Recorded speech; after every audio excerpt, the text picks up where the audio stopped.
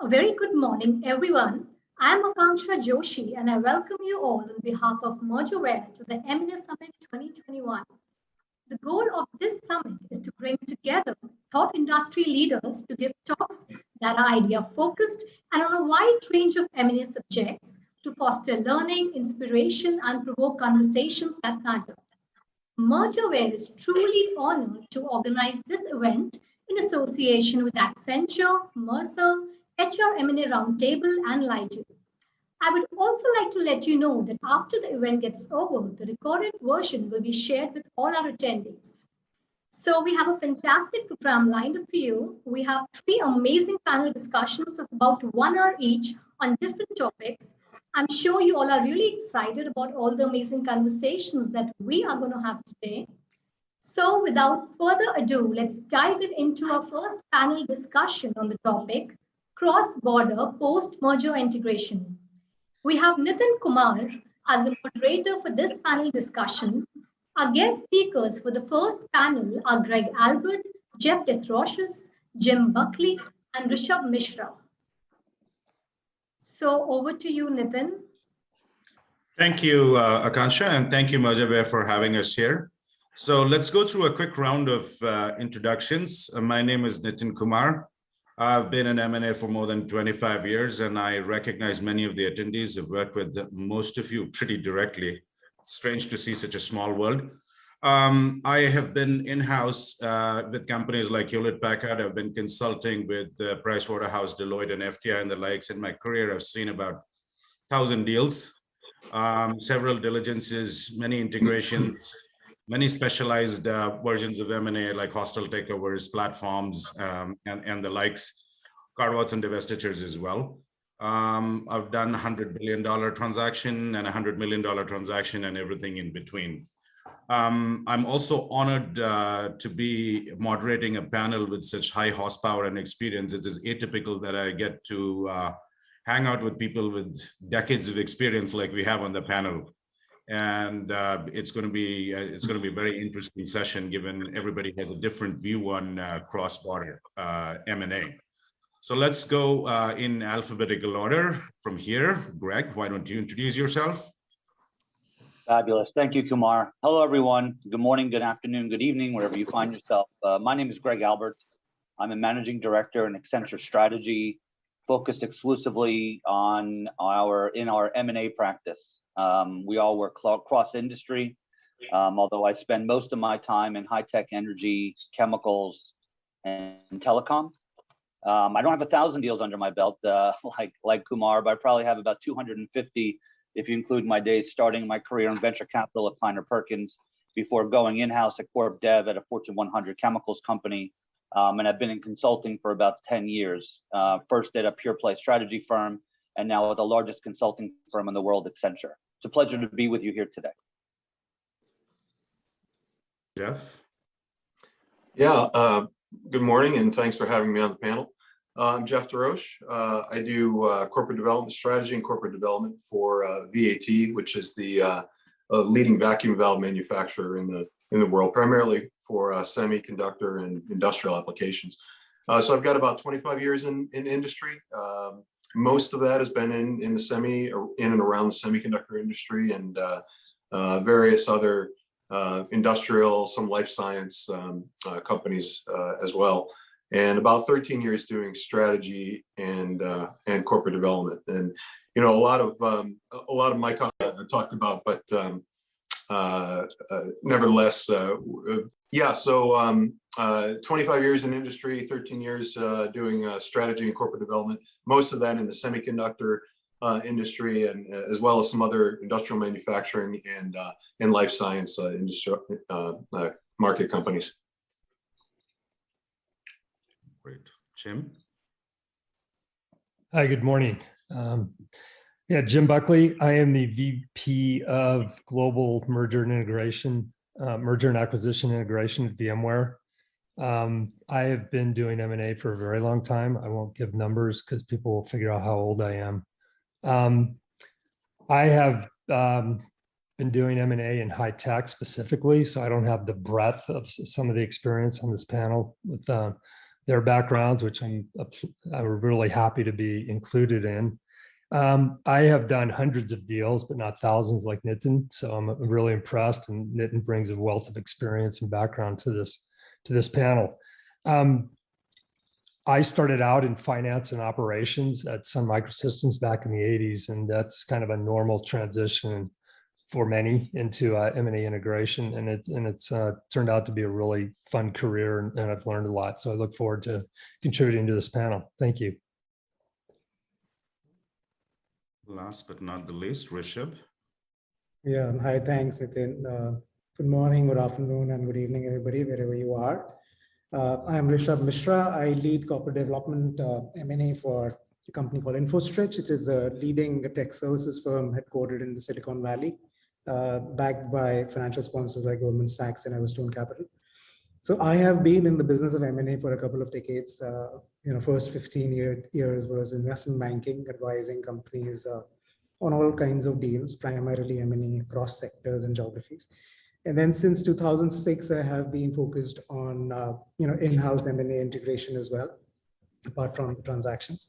So I work with companies primarily in tech services space in India and in US.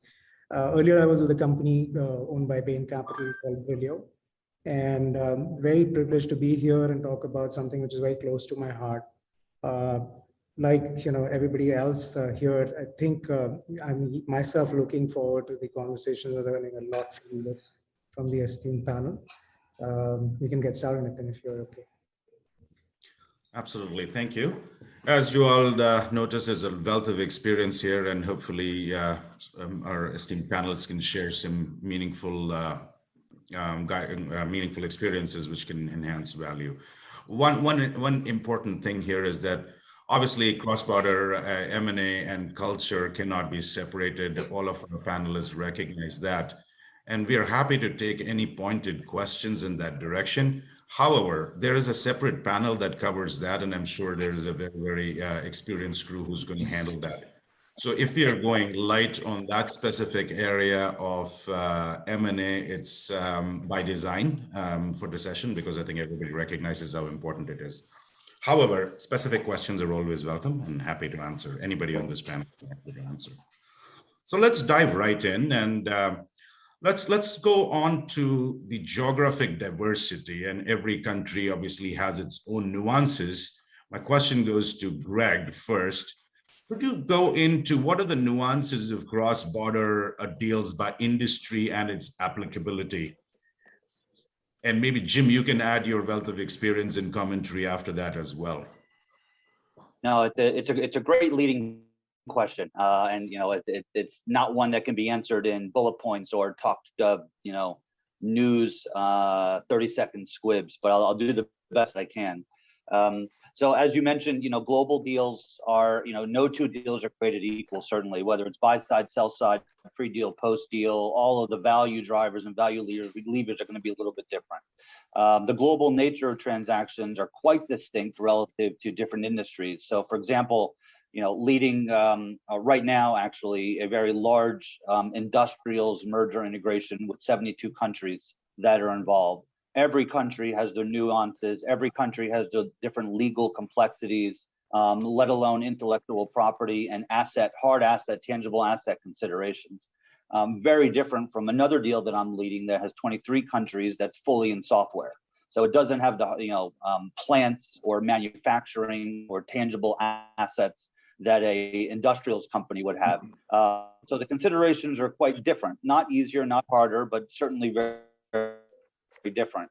The cultural aspects, I know that that's kind of out of bounds, but how we go about governance, how we think about structuring the overall integration management office and the decision-making process, pre-deal and let alone through the close window, are very, very different, as well as managing a lot of the talent issues that come up, especially given the great resignation that we're right in the middle of. Because nothing could be scarier if you're a part of a company that's being acquired, and when the market is as white hot as it is right now, is staying ahead of that curve by talking to employees actively, ensuring that there's not a lot of attrition through the close window, and giving as much detail and fidelity as possible about the vision of the transaction to ensure that people have all of the information that they need and that they stay on board, not only through day one and the close event, but also through the integration to create value for all parties concerned. And that doesn't just mean shareholders, right? That means people being able to have a career that is robust, that where they continue to learn and grow and develop every day. Because it's a very personal decision as you think about the people aspects of an integration.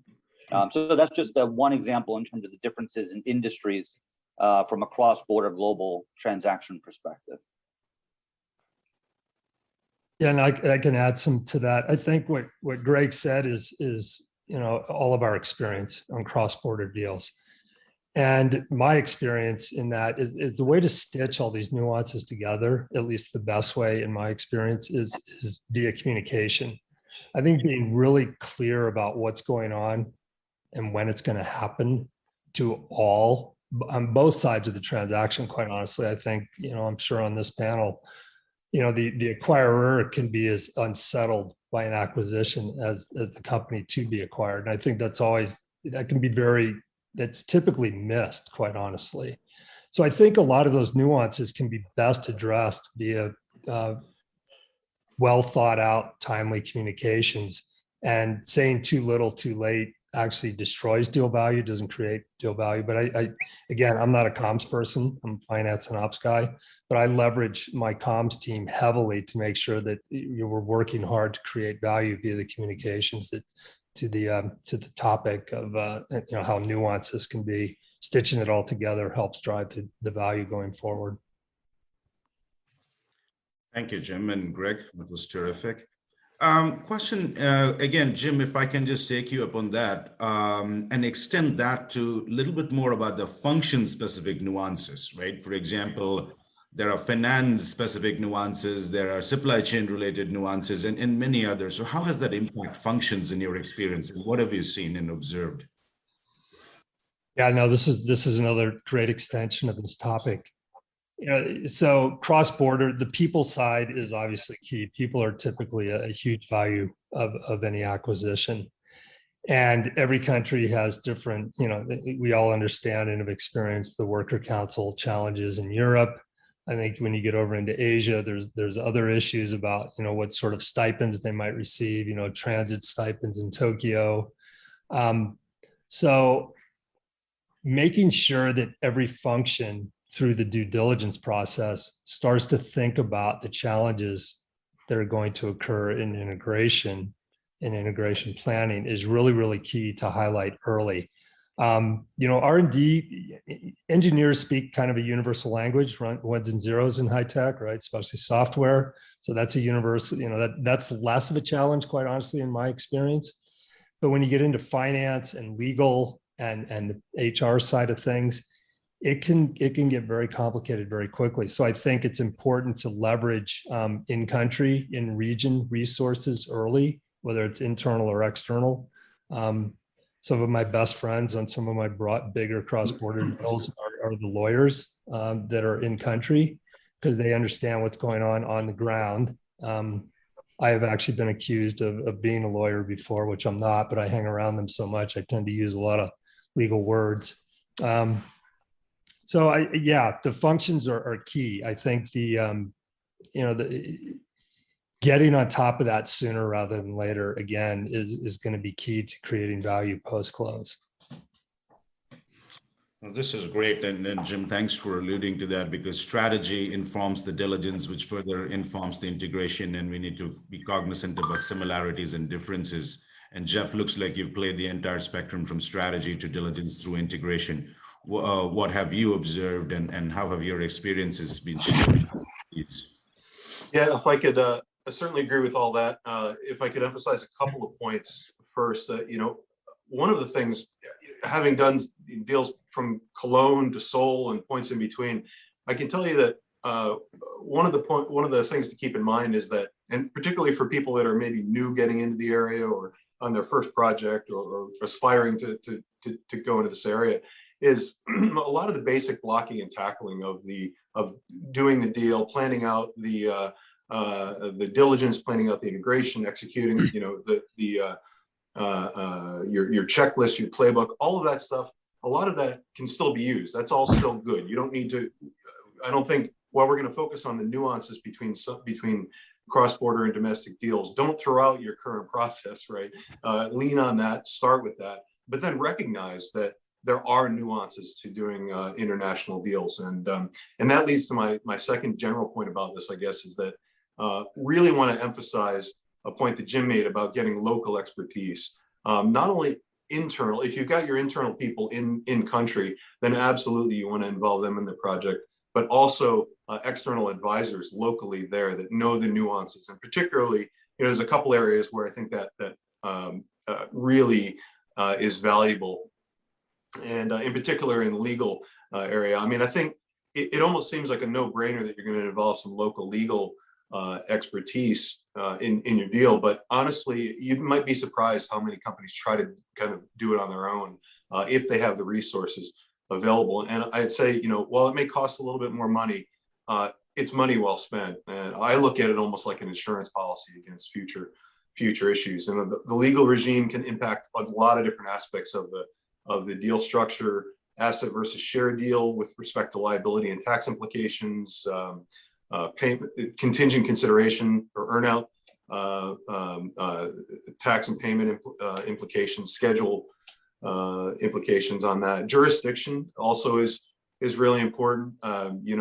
Oftentimes, if you're in the U.S., usually you negotiate the jurisdiction to be in Delaware. If you're in the EU, you might be UK or Switzerland. If you're in Asia, you might settle on Singapore. And these are just generalizations, not legal advice, but generally in my experience.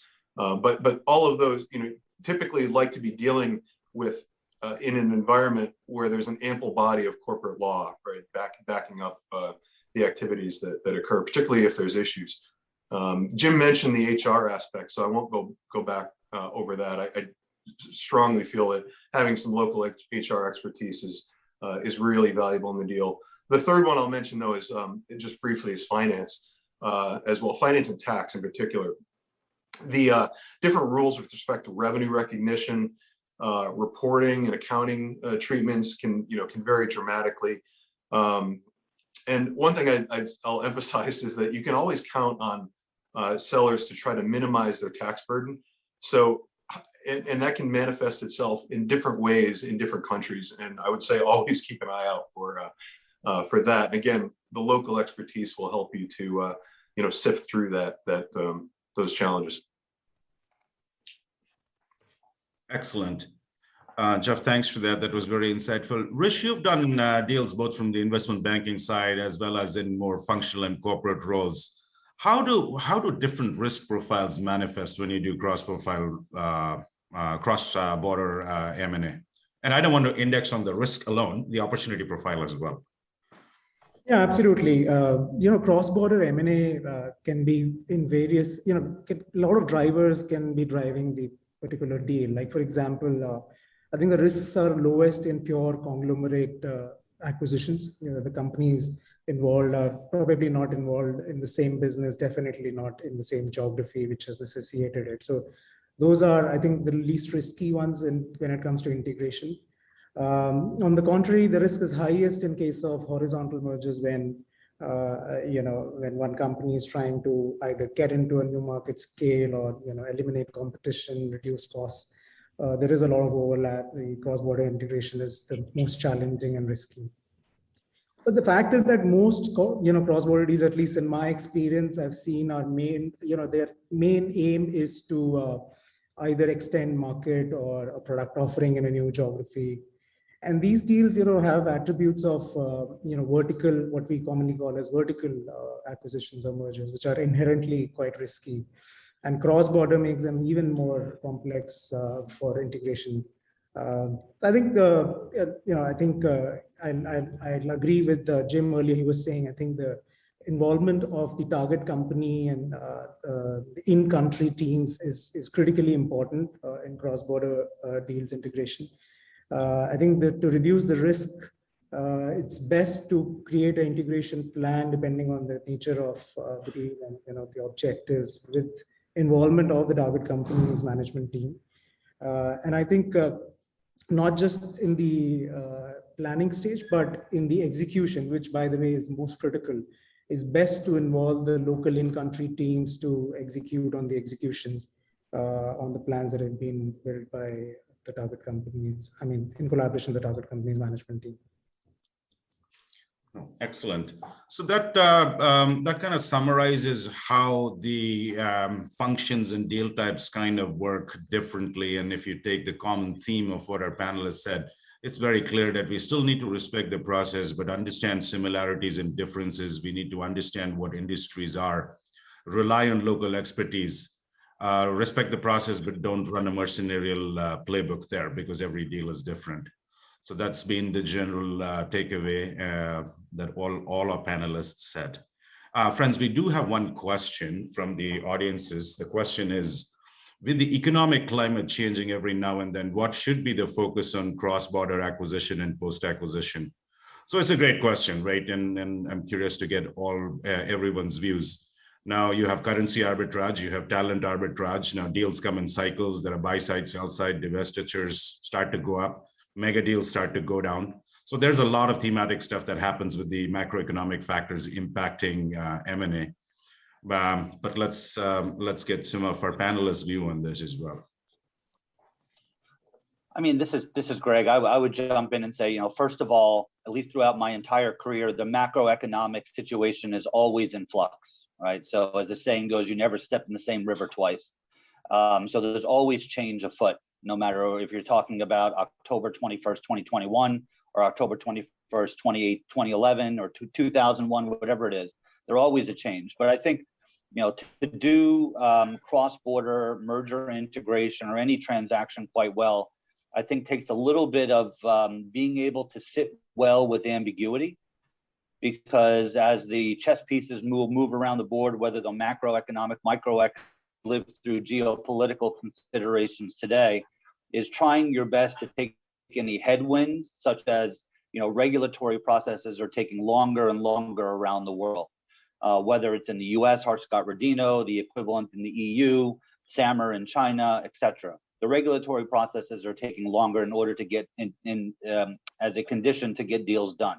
But while that's a headwind, we do our best to use that as an opportunity. So for example, when you have a deal that is 9 to 12 to 18 month long close windows, you have that opportunity to measure twice, cut once in advance of day one, and to get a really high level of fidelity around the value drivers, the synergy capture ideas through concepts like clean room, where you have third parties being able to see competitive information to be able to pull forward some of the synergy targets that have either been expressed to the street or built into management plans as you think about value creation. Just to be real tactical, there's all different kinds of synergies, top line, bottom line, etc. Thinking with one client right now who's a total objective in terms of the investment case is around top line synergies, essentially cross-selling different intellectual property and technologies to the same customers as they quote unquote move up the stack in the hardware space in the tech sector. So we're being able to build out, due to the duration of the close window, a really clearly defined sales motion, as well as the account management from different customers, so that everybody understands who's on first when it comes to day one and who's accountable for what as you move through the post-close window. Taking that time, you can't ever roll back the clock. The DeLorean and Back to the Future doesn't exist, to my knowledge. So being able to use that disadvantage or the headwinds or macroeconomic situation or geopolitical that was asked for to your advantage when planning and executing an integration, this is kind of turning lemons into lemonade, if you will. Anyone else wants to take a quick 1 minute stab on the question, because we need to move on as well. Yeah, no, I think the one thing, and it'll be much less than a minute, I think Greg brought up the term headwind. In my experience, for every headwind, there's a tailwind. So if you try to plan for one or the other, it's going to turn around on you. So you just keep moving forward, stick to the strategy, and keep going. Excellent. Jeff, while we have you, let's talk about regulation and the importance and complexities of the regulatory landscape. And you had some very astute observations and very amusing way of describing some of those. why don't we share that with the audiences here?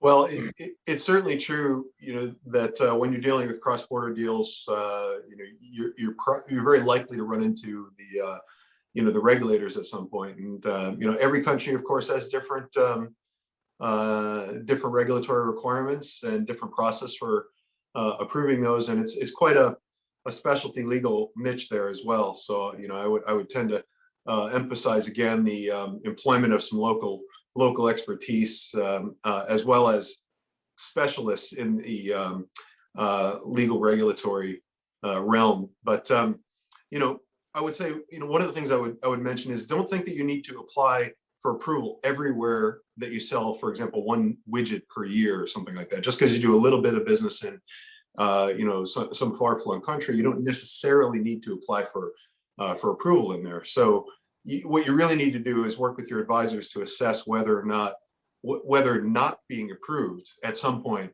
would have a significant impact on your business, in terms of what's the likelihood of that happening, what's the severity of that happening. So, and I'll highlight another point that Greg alluded to a minute ago, was, while you may have a good understanding of whether you'll be approved based on your market analysis and so on, what's harder is when you'll be approved, right? And that obviously impacts, the timing of the deal closing, and that's a little bit harder to predict.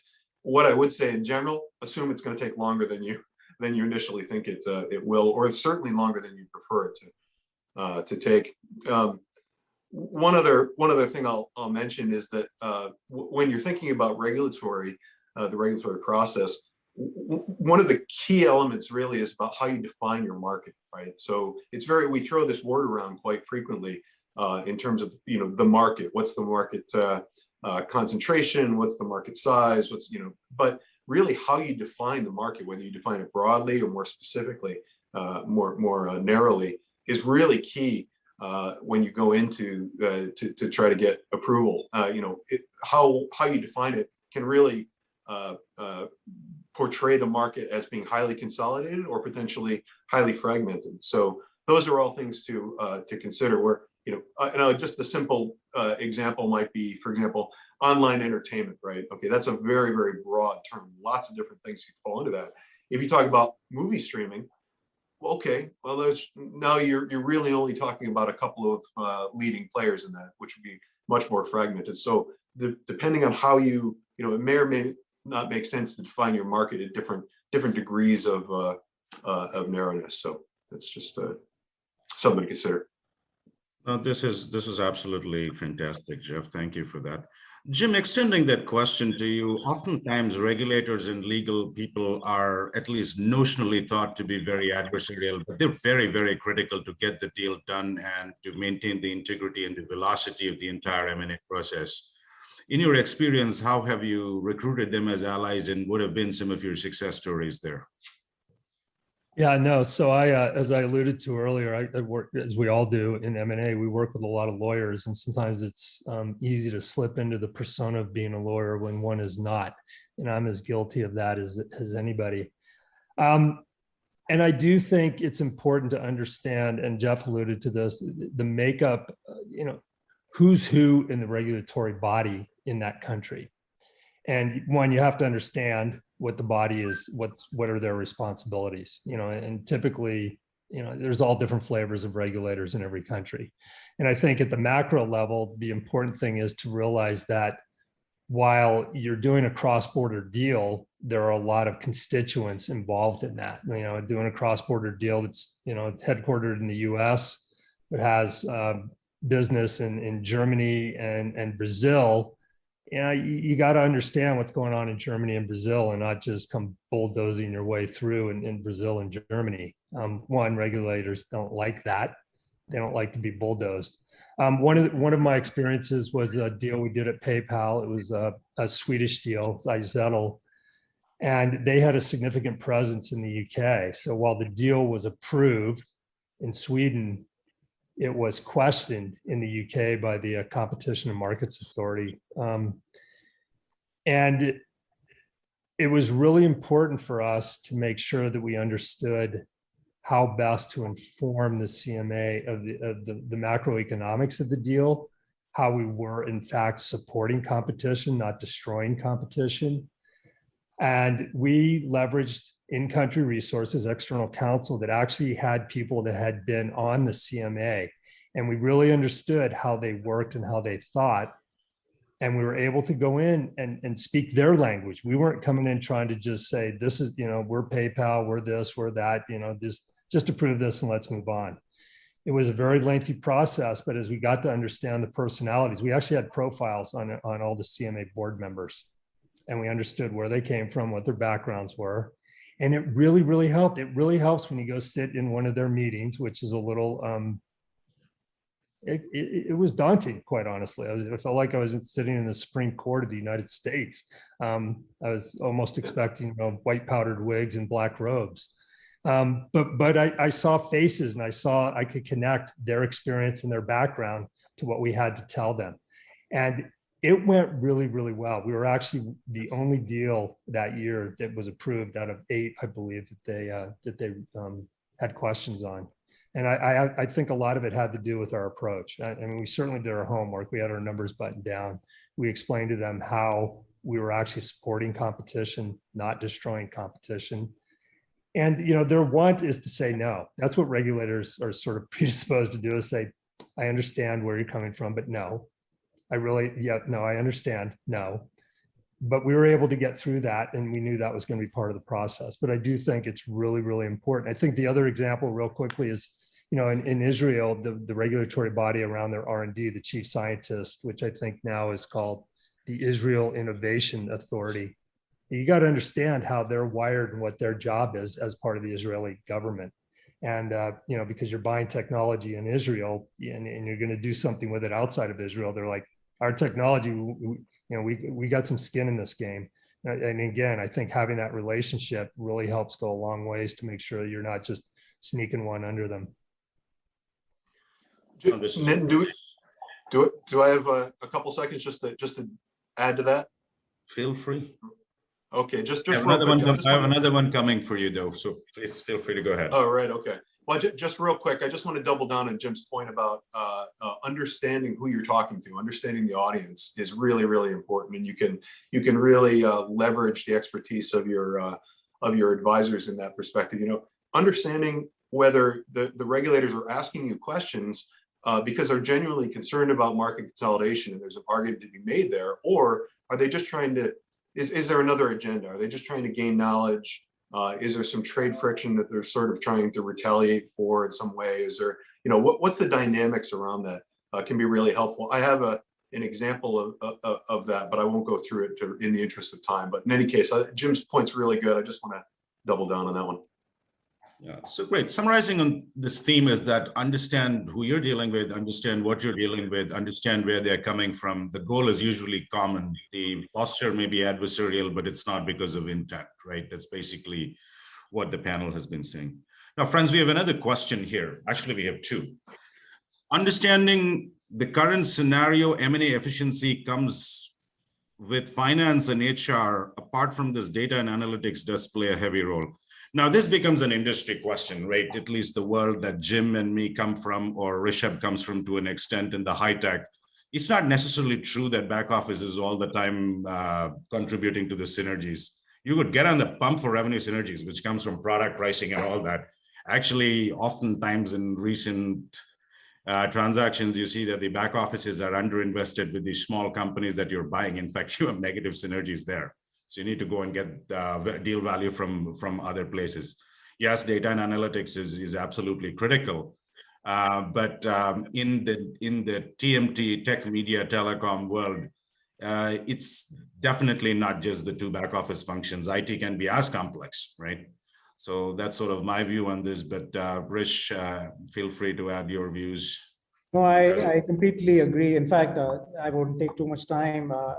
Just to build on what you said, in our space, in tech especially, the companies are growing so quickly. They're usually underinvested. And very interestingly, for the first time ever, we negotiated an earnout where we are forcing the sellers to invest more in back office and in finance, HR, because they never had the time to invest in the SG&A function. So completely agree, Nitin, that it is a very industry specific question. And most of the M&A we are seeing lately is in the TMT space, and where it's not necessary that you get all the efficiencies from the SG&A. It's usually from the revenue. Jeff, there's a specific one because you live and breathe this. At the similar front, do cross-border deals face issues with supply chain resiliency? How much do companies actually investigate this? I guess there is no better person to answer this than you, Jeff. I'm sure there's some other opinions on the panel as well, but yeah, so clearly the operational diligence that you do early in the process, and then the way you plan for that through integration is really critical. And particularly, I mean, today's current environment is a perfect example of that, where we're dealing with raw material shortages, pricing increases, shipping delays. I mean, you're seeing all of that. It really, I mean, the average person can just see it on the news. You don't even need to be a specialist in a particular industry, but dealing with all of these things. First of all, understanding the impact and the implications on your deal before you finally pull the trigger on it is really critical. Factoring that into your financial model, into your business plan, is important to understand. Are you going to be able to realize the value that you think you're going to be able to in the time you think you're going to be able to, as Rish mentioned a little bit earlier in terms of the value capture. And then, of course, in the integration, you're doing a lot of detailed project management and tracking your metrics and KPIs and so on. And all of those things are being influenced, kind of, extended or perhaps in some cases compressed by these different supply chain challenges. So yeah, it's a big issue. Greg, any thoughts from you on that, or Jim, or anybody else? Just real quick, I think first of all the time, M&A is the opportunity to make a transformation where both companies or the buyer seller independently didn't have the intestinal fortitude or the requirements to make kind of a compressed transformation, to change the end-to-end scale of the business in a very material way, because it's hard. And a deal is a terrible thing to waste. So given some of the macroeconomic challenges that Jeff was talking about, given some of the considerations that everybody has been mentioning, taking advantage of a transaction, small, medium, large, almost doesn't matter, and thinking about what does this mean to the future organization, the future growth trajectory, the future value creation opportunities, where you just didn't want to do it, have the time to do it because you're moving so fast, putting out fires, running a business. This kind of gives the opportunity to be able to make those kind of systemic changes in the overall enterprise. So that's the only thing that I would highlight. Excellent. So let's go into the next area that we want to look at, which are some unique nuances with these cross-border deals, particularly long poles in the tent, right? Every function in every country is not integrated at the same pace, and you have some issues. You can think about human resources that we talked about already. There's IT, legal, etc. So Jim or Greg, would you like to share your particular thoughts with some specific examples on that? Yeah, I can kick it off, and I'm sure Greg will have some great ads. I think, the longest pole in the tent, in my experience, is the legal entity consolidation. Yeah. And I think that gets ignored a lot, and it just sort of it doesn't get thrown under the wall. It sort of gets buried in the dirt for somebody else to trip over later. And, people hear the term, they hear legal entity, they think lawyers. And it's so much more than that. It's actually everything. It's people, it's assets, it's finance, it's, the list goes on and on and on.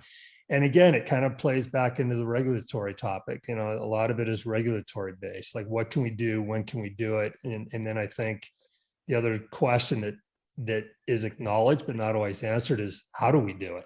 And I think, there are small deals that I've worked on at Microsoft back in the day. a little deal that was maybe $20 million in revenue, not a lot of people, but the last entity to close down was 3 years later. And it was just all based on what you could do and when you could do it. And you're sitting there, you didn't spend that much money on the company, and yet you're spending all this money for resources in country that have to kind of keep you current with what's going on. And you finally roll it up, you've spent another $1 million in legal fees and tax advice on top of a $10 million deal. And you're like, we didn't really think about that early on. And so that's actually something I think Jeff was talking about, due diligence. It goes, some of these things that are easy to gloss over because you're just like, yeah, we'll figure it out. And then you're sitting there 3 years later going, I kind of wish we had figured this out early in the deal, not later in the deal. And that's, that to me is the biggest long pole, is legal entity consolidation. Yeah, and kind of building on Jim's point, I'd say a derivative of the legal entity considerations. When you talk long pole in the tent, that is, I guess I would define it as, when does the IMO cease to exist? When is the integration, quote unquote, done? All right, and it gets to close to business as usual as possible. And one of the long poles that we see is around the functional activity, right? So, mentioning HR and finance are great examples, but those are all, whatever your platforms are, they all flow through IT. And I can barely spell IT, even though I work for Accenture, right? Is that I have some real deep expertise and colleagues who come in that can talk infrastructure, application rationalization, and portfolio redesign, data management, structured and unstructured. And all of that legs together with a business as usual ongoing as a business when the IMO dissolves. And the legal entity point is great, because I guess I underappreciated that on one of the deals that I worked on pre-COVID, where because it's publicly traded, all of the company codes were done on a legal entity by legal entity basis around the world. So as we thought about the legal entity considerations and consolidations that Jim was articulating, when the IT team needed to think about, what does this mean from I don't know if it was SAP or Oracle, one of the big ERP providers, and how did they stand that up so it meets the requirements for, at least in this case, was a publicly traded company with Sarbanes-Oxley requirements, and the auditors are always looking for red flags to pull up. So it all kind of knits together into what you had called the long pole in the tent.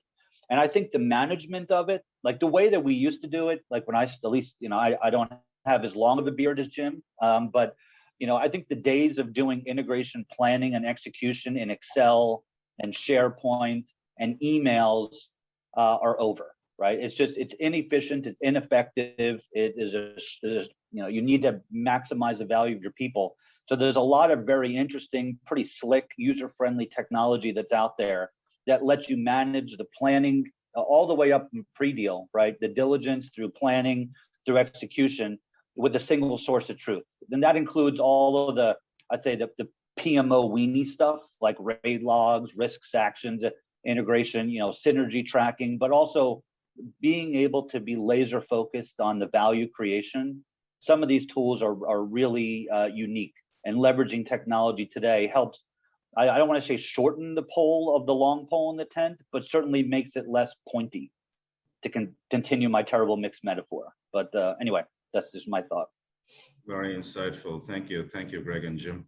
So Rish, nowadays, if coronavirus doesn't make it into a panel, we feel incomplete, right? Coronavirus has to make it into every panel and every deal. So how have you navigated deals around the modern day challenge of COVID? Yeah, it's a very good question, Nitin. I think what has happened in the last 18, 19 months, we've all quickly adapted to in fact, people are closing more deals than the pre-COVID times because it's become easier, you don't have to travel. So closing has become much easier. But sadly, the integration has become, in my view, very, very challenging. And I know there is a separate session on culture, but I think the key problem is understanding the culture of the target companies in this remote working environment is the biggest challenge. I mean, no matter how much we talk about culture, I think the fact is that it's like an iceberg. There's a lot more than you can see on the surface.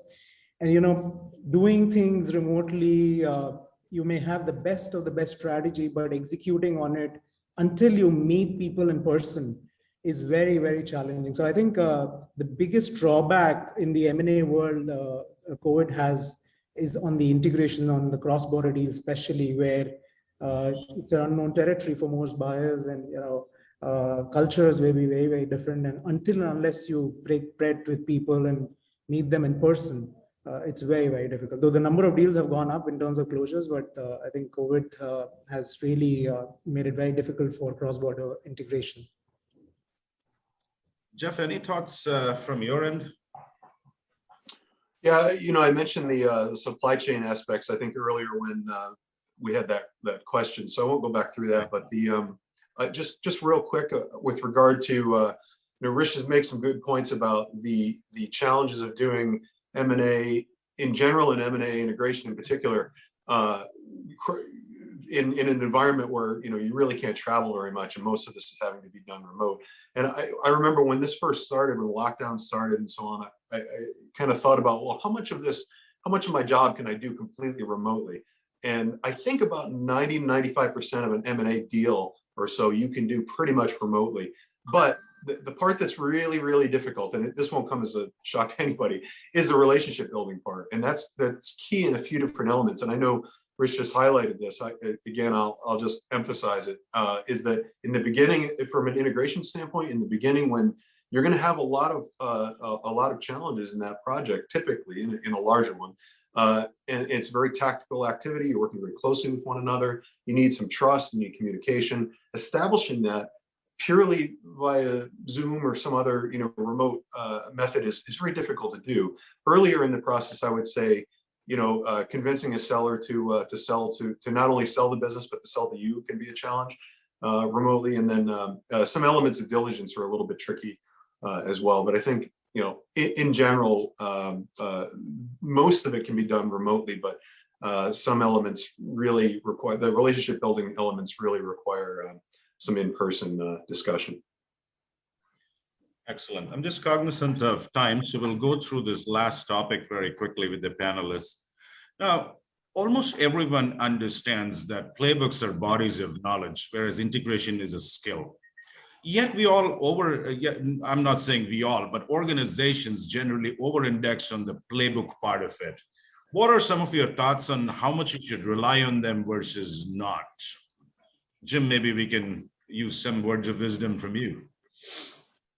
Sure.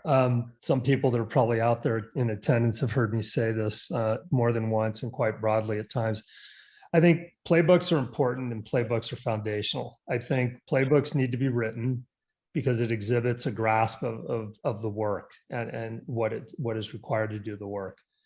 And back in the old days when they were written and put into a white binder, I think, my experience was they were then put on a shelf and just referred to or acknowledged that they existed. And the reason I think, in my experience, again, it's like I like to run a nimble and agile process to the best of my ability. And the reason for that is because M&A by definition is just fraught with chaos and ambiguity. So if you sit there and think you're going to refer to a checklist to give you the answer on a problem that might or might not be referenced in that playbook, you're sadly mistaken. I think with, M&A integration is all about critical thinking and problem solving. And it might be in the playbook, it might not be in the playbook. I think it's much better to sit there and try and think one's way through the problem versus going and trying to blow all the dust off the playbook. And then most likely referring to a checklist, which is most of the playbooks I've been around are literally embellished checklists. And people, especially people that are new to M&A. I mean, I learned M&A integration the hard way. It was like literally running through the minefield and track spikes and stepping on every landmine.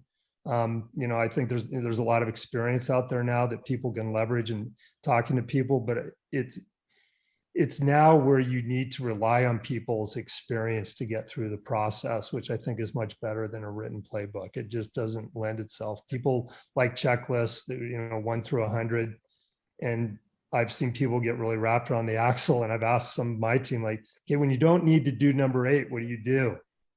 And, it's like, well, I'm stuck on 7. It's like, no, just go to 9, just keep moving. I think that's where playbooks inhibit progress. My experience in M&A integration is just keep moving. You can clean things up as they go along, just don't make big mistakes and just keep moving is really my experience in that. Yeah, I'll add on one comment. I love the body of knowledge and example of, look, you don't want somebody to get stuck in, I got to go process 1, process 2, process 3, and if I can't do 4, somebody who's more junior on the team or one of the work streams or one of the countries, or I don't know what to do. Be like, just let's move forward. Like the example we were talking about before, a playbook or an instruction manual. Kumar, you calling it a body of knowledge. I'm actually not talking to you from home. In the COVID context, I am traveling. This is not my home office. I'm in a hotel room in Texas. But imagine when I fly home later tonight, if the captain gets on the loudspeaker and says, we'll be cruising at 35,000 feet and they're going to have a nice flight. And, by the way, I was one of the engineers who designed this plane. I wrote the instruction manual. I've read everything about the aerodynamics and fluid dynamics, and I'm a PhD Caltech physicist. Oh, and by the way, this is the first time I'm flying a plane. Sit back, relax, and enjoy your flight, right? It doesn't, because I've read the manual and know the quote unquote steps, doesn't mean that I'm actually going to be able to fly the plane. So to Jim's point on continuous problem solving, every day is kind of whack-a-mole a little bit, and sitting well with ambiguity, but not getting stuck in a process for a process sake. I mean, yes, there are things that companies need to follow in terms of their risk management processes, and let alone the regulatory requirements. Those you probably can't sidestep. But in terms of block and tackle M&A planning execution, there's many different ways of quote unquote skinning the cat in order to reach your objective, or in my case, flying back home to Philadelphia. Excellent. We have one question. In the post-COVID era, how do you manage change management and setting expectations to protect a deal value? Well, I think managing change is the same. You have to dimension the change first. COVID is yet another vector. You can have 20 other vectors to manage. I think the key is to dimension it. The problem I've had with the change management part is, and several of you on the audience side have heard me drive this very hard, is that if you don't dimension change, you're never going to change it. Where change occurs is in the BU or in the function or in the geography, and you need to go into an element of specificity rather than the fluffy side of it. What is changing? Is your title changing, role changing, location changing, systems changing, compensation changing? Get to the brass tacks there. Same goes to coronavirus. Don't go with those fluffy charts and change curves and all. They don't manifest into economic value. It never does. Manage the hard change where it occurs. That's been my way of looking at things, and it keeps things very simple. It's a little bit difficult to position this question on why COVID is just another change. If you dimension it well, you can solve it, in my view. But would love to hear my other colleagues' thoughts. Yeah, I'll chime in real quick. I think my experience, I'm not a big believer of having change management to be a separate work stream and or a separate function. No, it's embedded into everything you do. It is. And that's exactly where I was going. And it needs to be, everybody working on the project needs to have change management as part of their thought process and problem solving process. It has to be real time. It's just another thing to deal with, as you were referencing. You deal with it real time and you keep iterating on it, and then it's dealt with. But if you try to separate it, it's destined for failure. Yeah, absolutely. So this is great. I think we are also on time, but we have about 4 minutes. We can take any question, can be addressed broadly to the panel or specific individuals, going back into what we talked about, or anything we haven't talked about.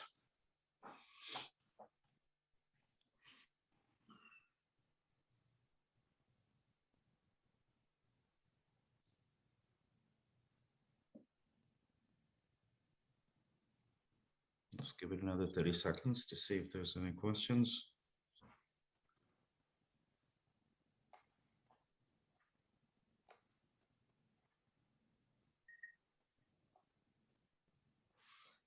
Actually, yeah, go ahead. I'll have a question. Is it okay if I ask a question to the panel? Absolutely. So we're talking about cross-border merger integrations. We started with the topic, that no deals are created equal, and one of the big, at least in my experience, if you're buying a company end to end, you're buying the whole thing, you're to buy out. That's very different than if you're buying a carved out business from another large corporation, or you're buying a business from a PE firm, or you're buying a part of a business that's owned by a PE firm.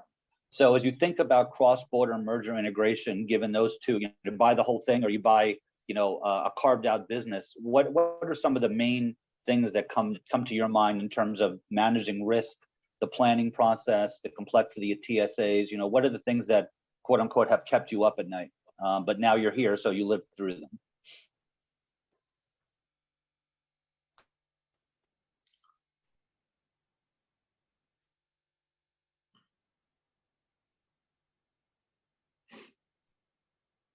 So maybe I can go on that. I think one of the biggest myths in this world is that a divestiture or a carve out is the symmetric mirror image of an integration. Also, financial buyers and strategic buyers look at things very differently, just the way metrics are measured, right? Strategic buyers want EBIT and revenue synergy and all that, which is interesting. Financial buyers measure it by run rate costs. They're okay with one-time costs, they're not okay with run rate costs. So that kind of changes on how you look at execution. The other thing that Jim alluded to on the legal entity side becomes very crazy. And I've lived this with a large company, 5,800 legal entities completely optimized for tax. When you sort of break them, the dyssynergy that runs up from unoptimized posture of operations runs into billions of dollars. And it's very, very challenging to do that. In fact, we couldn't even break the company in the way we wanted because of that. So it had to be broken in a completely different way and disentangled in a different way. The other thing is that people who don't integrate cleanly cannot divest cleanly. That also becomes a big problem. If you integrate it in a nice and clean manner, it can be disentangled in a clean manner. Right, that's sort of the two real nuances. And then TSAs become an excuse for the most part, and you start to run into thousands of them, hundreds of them, depending on the deal size, and they're an excuse for not separating. So the goal is that not to have TSAs to the extent possible, right? That's been the 2 or 3 that I can think of from the top of my head. And I'll just add real quick. I think, again, in my experience, because I'm never going to be the smartest person in the room, and I know that phrase is just overused a lot, but for me, it's real. And I think in either scenario, Greg, I think what gets lost very quickly in the process is the why the deal is being done. And then it's why is it being done the way it's being done? Why are we buying just assets, or why are we not trying to get the whole thing? And the longer you hang on to the strategic rationale, which for me is the why, the longer you have to ponder what the right next step is. And it doesn't mean you take a lot of time doing it, because I'm all about pace and speed in deals. But I also think some people, usually at more senior levels, want just get it done, go, go, go, go, go. And that's when things get missed. And then you get to Nitin's comment, then you get to that legal entity in some country. It takes 5 years to deal with and ends up costing another, exorbitant amount of money to close down. And you're like, well, we rushed early to get to this point, and now we have to rush back to tie it back to the why, because I think the why gets lost really quickly in the process. To sum it up, I think clean integration is really important. If you don't integrate cleanly, this work is never going away. 5 years later, it'll be called restructuring, transformation, call it whatever, right? Reorganization. It's just never going away. Well, and I think to the term that gets used frequently, I think Greg and Jeff have both used it, the goal in integration is to get to business as usual, right? That's the goal. But I had somebody on my team one time says, because the acronym is BAU, as we all know. And they said, what if the U is unusual, not usual? And that's where I think we fool ourselves to think it's always business as usual, because sometimes you slip into business as unusual, which then gets to the dyssynergies and other comments that Nitin made. So I think, again, the longer you can stay in the simple world of understanding the why, the better, I use the boulder, rock, pebble scenario a lot with my teams and with my work. It's like stay at the boulders level as long as possible, as long as it makes sense, to make sure that downstream it's all understood and that why and strategic rationale is carried through the whole process. Super. Well, I got the warning shot. So thank you again for a very engaging and interesting discussion. Obviously, it's always a pleasure to meet seasoned people who know what they're talking about, and hopefully the audience took away immense value from the experiences that you all brought. Again, my honor to moderate a panel with experiences like you guys. Thank you, Nitin. Thanks, everybody. Thanks, Nitin, for driving. Thanks, everyone. Very good. Thank you. So that was an amazing discussion. Thank you so much, Nitin, for moderating the panel. Also, a big thank you to Greg, Jim, Rishabh, and Jeff for this fruitful discussion. We would now have a 10 minutes break, and we would get back at 9:20 a.m. CDT for our second round of panel discussion on the topic identifying and mitigating culture risk in M&A. Thank you.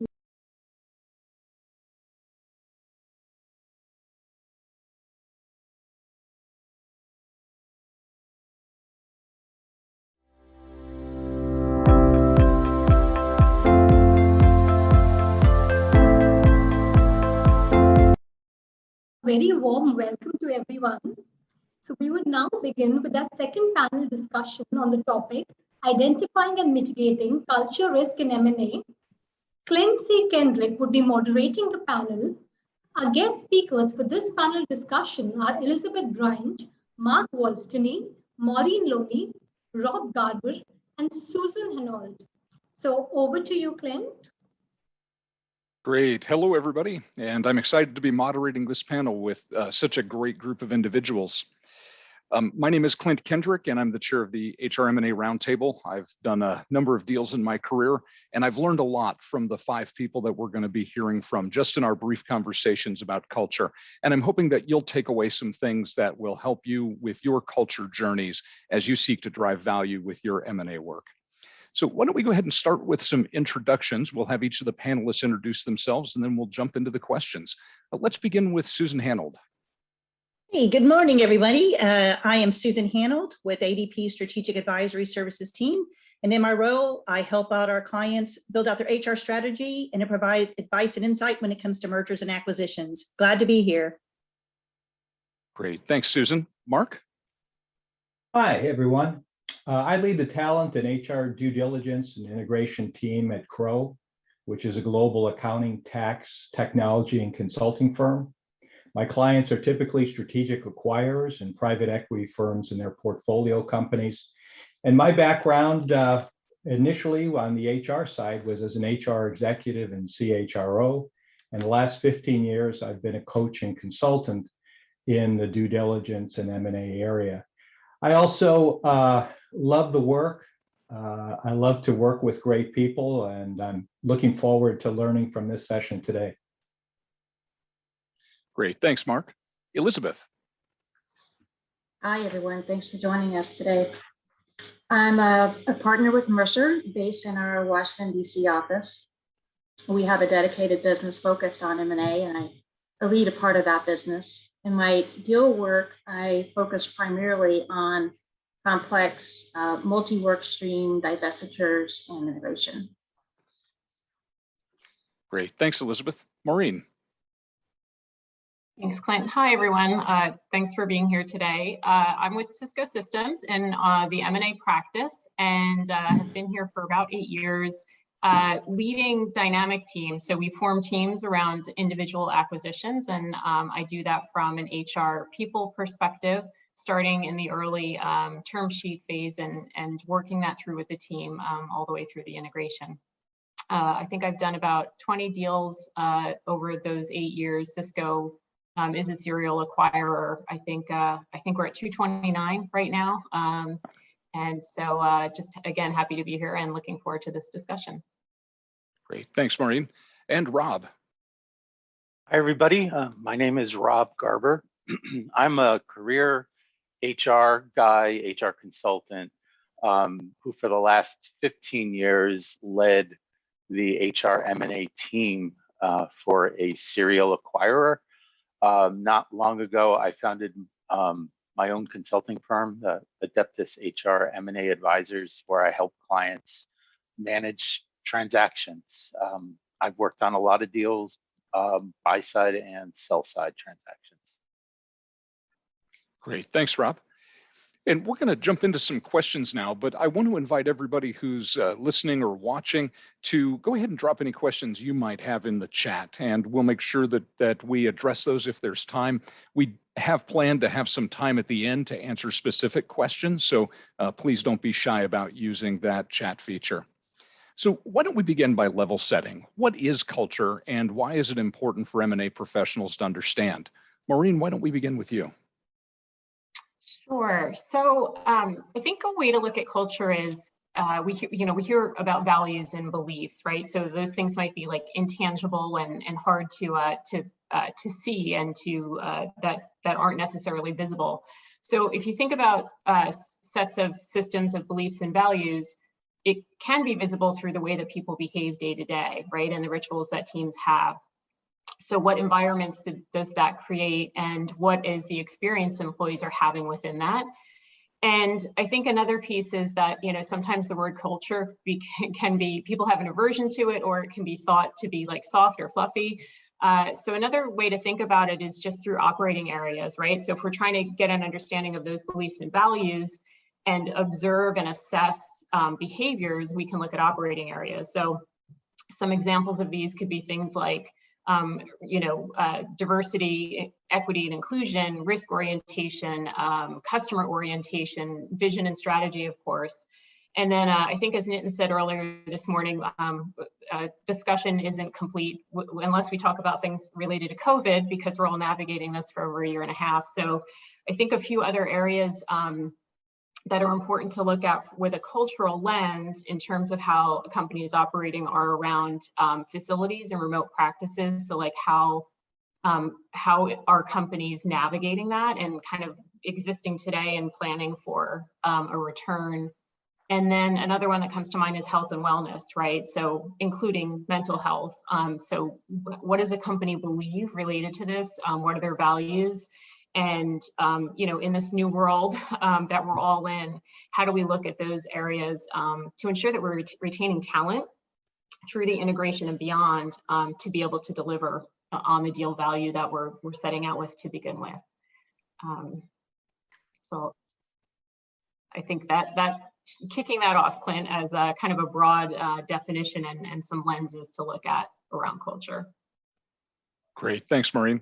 Elizabeth, how about you? How do you think about culture, and why is it important for M&A professionals to understand? Sure, completely agree with Maureen on that, especially around the sort of the idea of it's your operating environment, meaning sort of how do things get done around here. One of the things you can look at is, what do leaders say, and then what do they do? How are decisions made? What takes priority in day-to-day behaviors, and what is rewarded? Regarding, the importance, it is, first of all, it's critically important. I think most people are coming to that common understanding as well. So Mercer has an in-depth M&A readiness research series, and in our third series, the most cited people issue derailing deal success was leadership and culture. That's pretty telling, right? So, and the research respondents are typically CEOs, COOs, CFOs, top executive team, and of course, CHROs. One of the reasons, though, that it is so important is because it can really derail your deal objectives, deal thesis, as well as your synergy targets, as well as the timelines, to reach those. Another challenge, I think, is that with culture, it's frequently seen as less urgent than other aspects of integration. The cadence from deal announcement to signing, and then 100 days post-close, it frequently gets hyper-focused on org design and synergy realization, as well as other functional planning activities with, thinking of, yeah, we have time on culture to address that. And then it starts to bubble up on those first 100 days. So for example, on a recent integration that we were working with, the acquiring organization had a very strong culture of consensus driven decisions. And while that sounds good, in the surface, what it led to, pretty quickly during the initial integration work was a need to have meetings with upwards of 30 to 40 people to discuss and agree on a decision. And merely scheduling a meeting like that becomes problematic very early, right? Never mind trying to get everyone informed on what the topic is and then come to an agreement.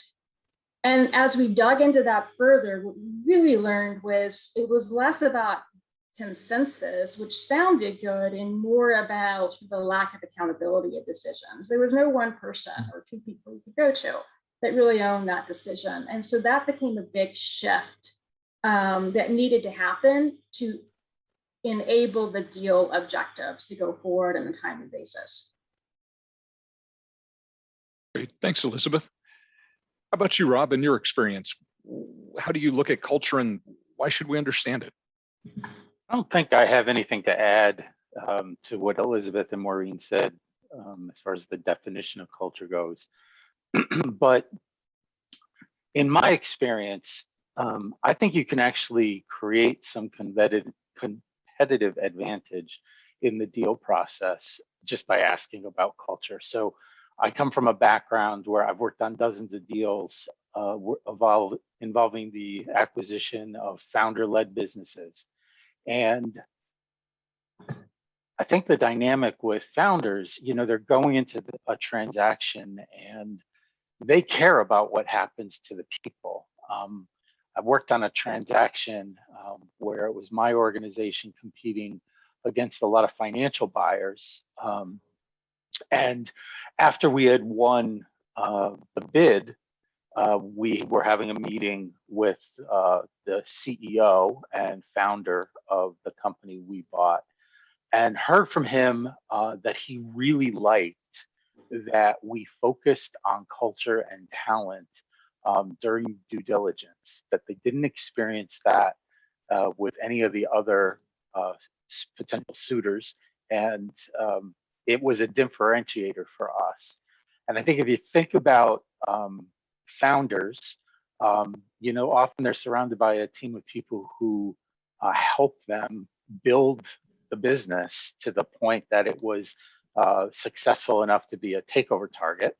And they feel some loyalty to those folks. And by asking about the culture and by trying to understand who the people are and how they work, you kind of set yourself apart in terms of caring about the people and being looking at the deal as more than just some financials.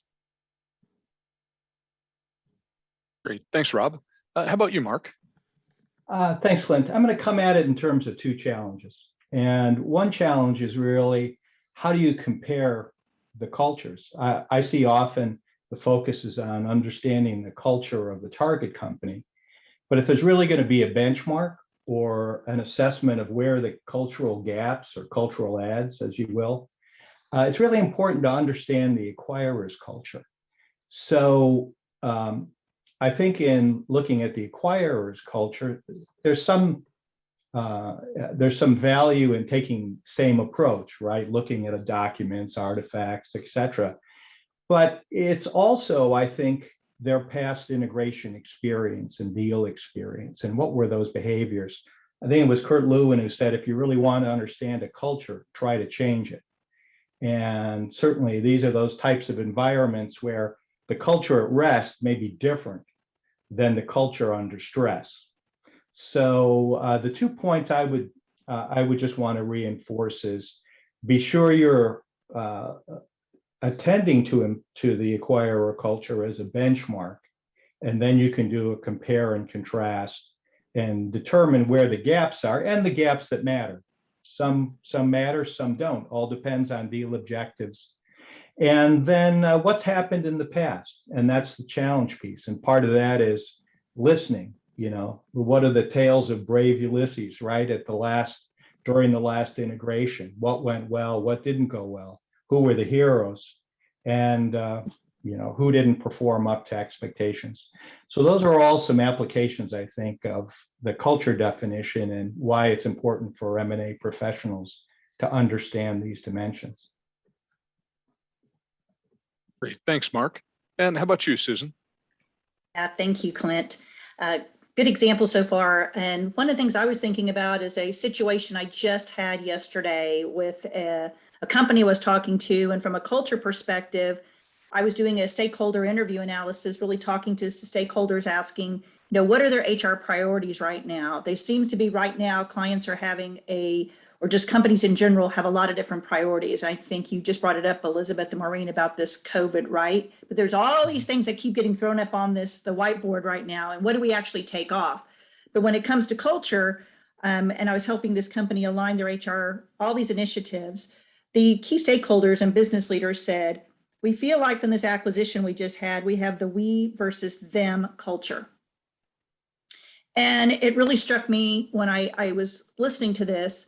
I said, well, tell me more about that. And they said, well, we had this acquisition and right now we know that there's this talent war happening.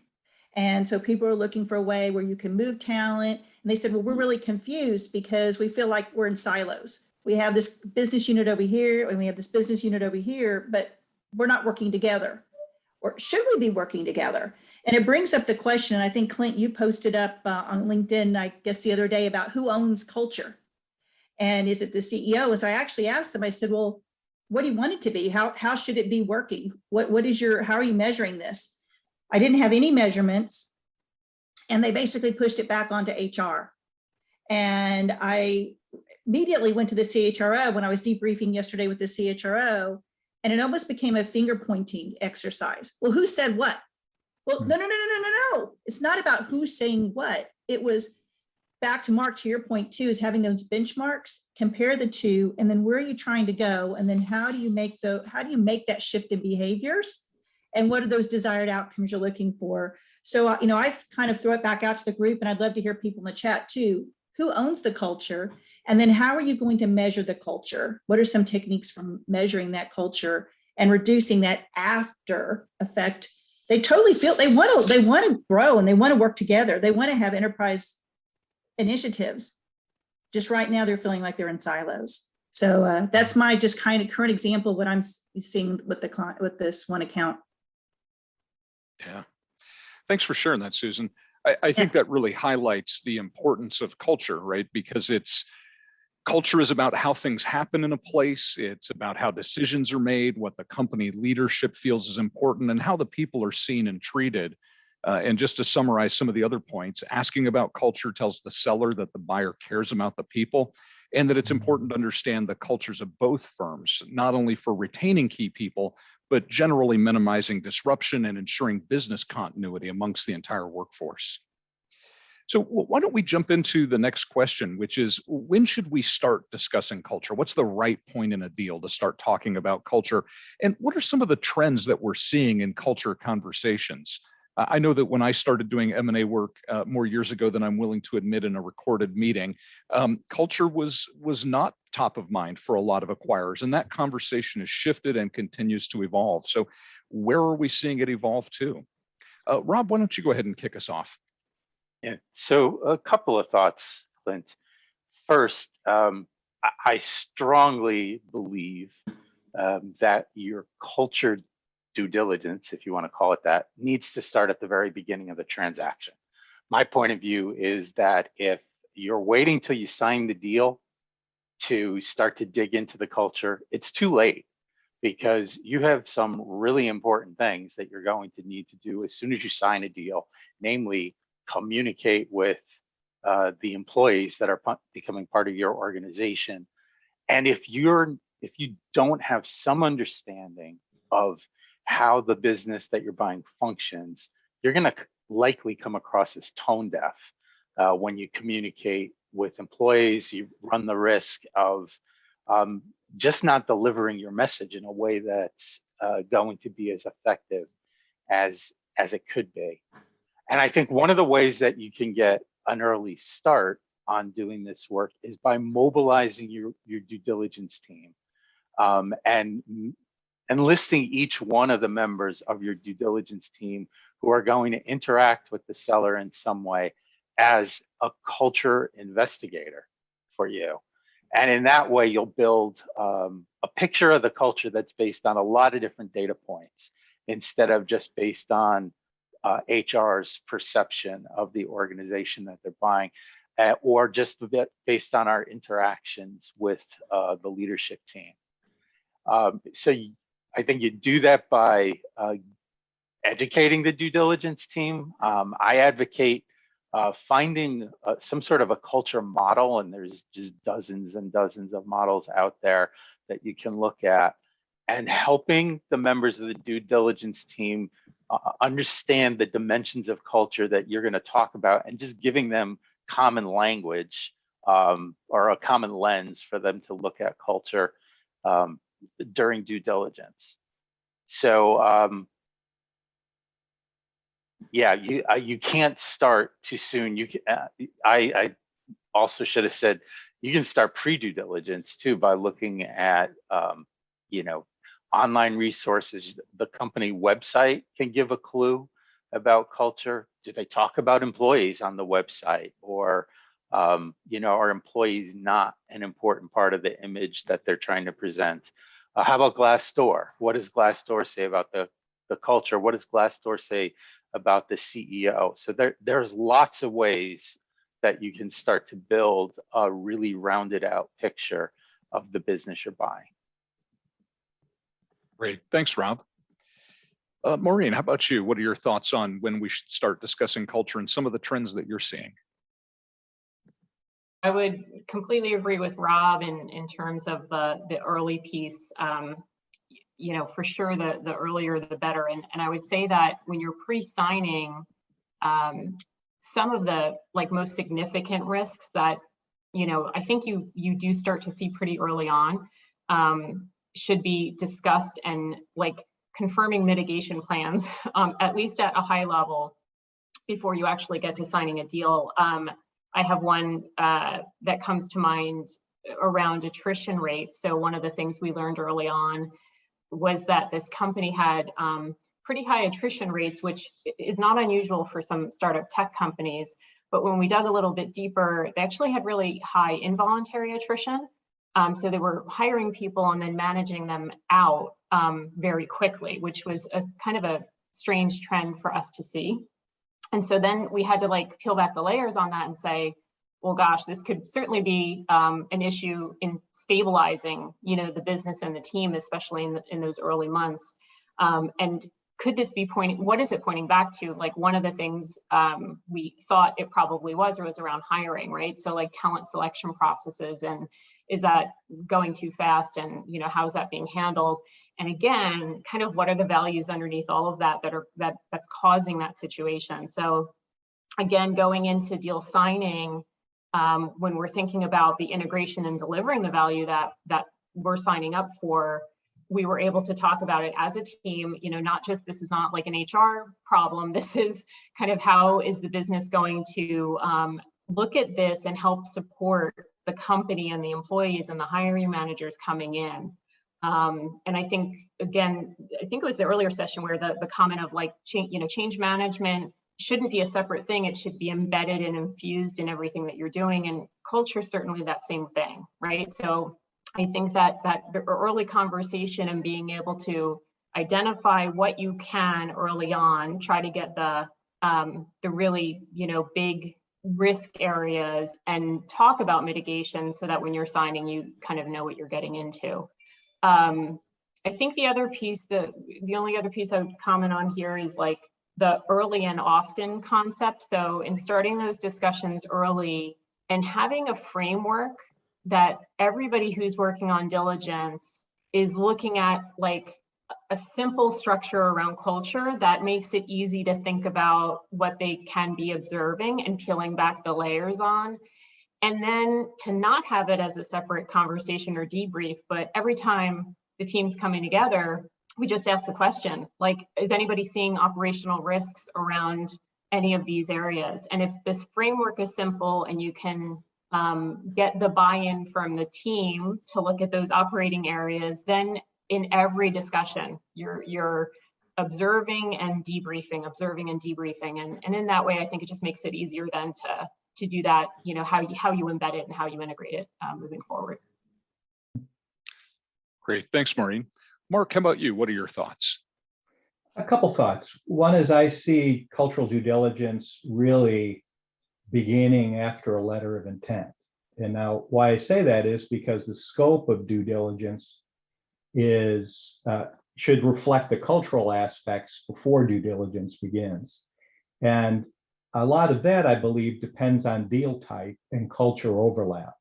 So for example, if the deal strategy is it'll be a standalone company, maybe the CFO and the CEO will have the most overlap with the acquirer. Well, the cultural impact may be very low.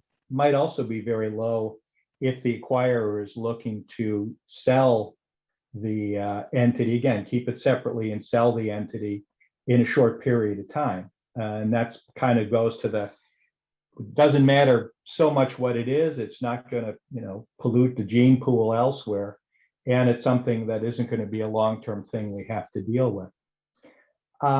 So I think that's where it's important. If in a full integration, that's where understanding the acquirer and the target company is really going to be important. Similarly, if a prior standalone company is now going to become part of a platform, and I'm seeing that a lot more lately, where the smaller company is being purchased, but the acquirer is also building out a platform company and then essentially integrating these smaller organizations into it.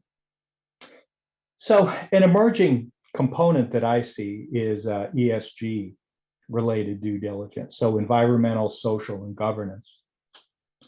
And it's certainly something that in the investment community, even down to IRA investments, there's a lot of ESG implications. And from a government perspective, we saw last year the SEC requiring reporting of HR indicators. So what's that mean from a due diligence perspective? Well, when I think of social side of it in human capital, I think about organizational culture. I think about the employee experience and well-being, also rewards. And that's one of those places for me where culture goes from the aspirations to what is actually rewarded, team comp, individual comp, what's the mix, what's the range. So, and then the operational excellence from HR, which I would look at, I believe, or is being looked at, I should say, from a talent management perspective, from recruiting, onboarding, training and development, and separations. On governance, also seeing succession planning and board and executive compensation being considerations there. And that again, in addition to DEI, is again, I think some of those emerging areas for due diligence that are just going to become more and more important. And I think it's important for us as deal people in the broader category to really look at how our scope of due diligence and perhaps be an advocate as well in taking a look at some of these areas up front. Great, thanks, Mark. How about you, Susan? Yeah, thanks. Wow, that was a lot, Mark. I'm going to start off back when you first started with ESG, because thanks for bringing up diversity and what's happening from an investor perspective of how investors now are looking at ESGs now. And I have seen in the marketplace in the last 2 years an increase of, if you would say, chief diversity or diversity roles. And as we've seen those roles increase in the last 2 years, those new roles emerging, I'm also seeing a blend of chief talent officers and chief diversity officers, those roles blending together, that they have to align with the business goals. So as you talk about the new requirements, the SEC filing of having to companies show their HCM or their human capital management data on that ESG, is what data are they going to share? So this next year will be very interesting, because as you're doing that due diligence and as you are looking at companies, what are they going to uncover? What's the story they're going to tell about their culture? And where's the progress going? So as you look from progress of year 1 to year 2, are they moving the needle? Are they growing? How are they impacting the communities? And that is definitely, I have seen an increase in organizations really working on that. If they're mature, then they actually are going into a deeper level, into intersectionality, into other demographic data. That's going to tell even more of a story about the culture and where things are trending. So glad you brought that up. I know y'all were talking about sort of early on in due diligence. I'm going to take us to after the deal is signed. And a trend that I'm seeing right now, and a lot of this diversity consulting I've been doing, is seeing companies really grow and create these groups called BRGs, business resource groups. They may call them different things. But in the last couple of years, I've seen companies really want to listen to their employees, and they've created groups, communities, ways to connect, be heard, that may be called things like culture committees, lean-in groups, focus groups, employee resource groups, BRGs. But where they are very valuable to an organization right now is, especially in this sort of great resignation, great shuffle that I'm now hearing, is how quickly you can onboard those new hires or those acquirees now. So those new employees that you're going to have, those new hires, onboarding is now coming, I think, front and center. And one of the ways you can leverage your BRGs, or to activate them, as I hear that verb now, let's activate our BRGs, is to really help them, because that is a great group of networks. And for ADP, we've got 9 of them. We're, I would say on a maturity scale, very mature. And we're using them on 2 different levels. One, to activate, to help with our talent recruiting strategies, because right now, sourcing talent is absolutely critical, and retaining talent.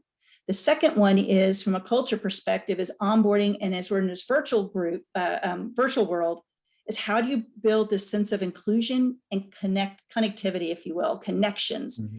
And those BRGs, we have a mentoring program with our BRGs where we match mentees up with these new hires. And I hear this over and over again, that how important this is. But what we've done is we've actually automated the process. So we have this mentor-mentee app where we, remember the old days when you have to do an Excel spreadsheet and go back and pair everybody up, and it was, oh my goodness, but this is like a dating app now. This is like speed dating for mentor-mentee. Love it. And you uses your LinkedIn profile and you find each other. But the BRGs are key to that. And that would just be one of the trends that I'm seeing I think this is absolutely very important for companies to leverage these groups. Why not? People are looking for a way to belong right now, and why not pair them up? So I've seen that happen as a trend. So love to hear your comments. Please share them with us. Great. Thanks, Susan. Elizabeth, how about you? Sure, a lot of great content already. I'll try to be quick with just a point or two.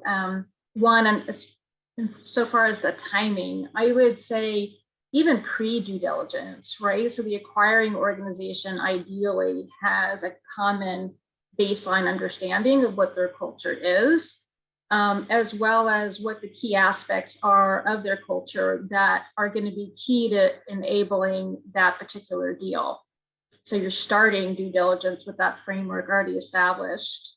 In terms of trends, agree. I was going to mention the sort of the growth and importance of DEI, as well as flexible work environment. And with more focus on both of these areas, it's also coming into play earlier in a more integrated fashion in due diligence as well as integration. And the quick example I'll give is an integration I was recently working with, and in the planning phase of defining the work streams to look at, we decided to have a dedicated work stream for DEI. It was so important to them. And then having that focus gives a spotlight to the organization, as well as gives it some power behind it to then more actively integrate the DEI objectives into other work that was going on, whether that is defining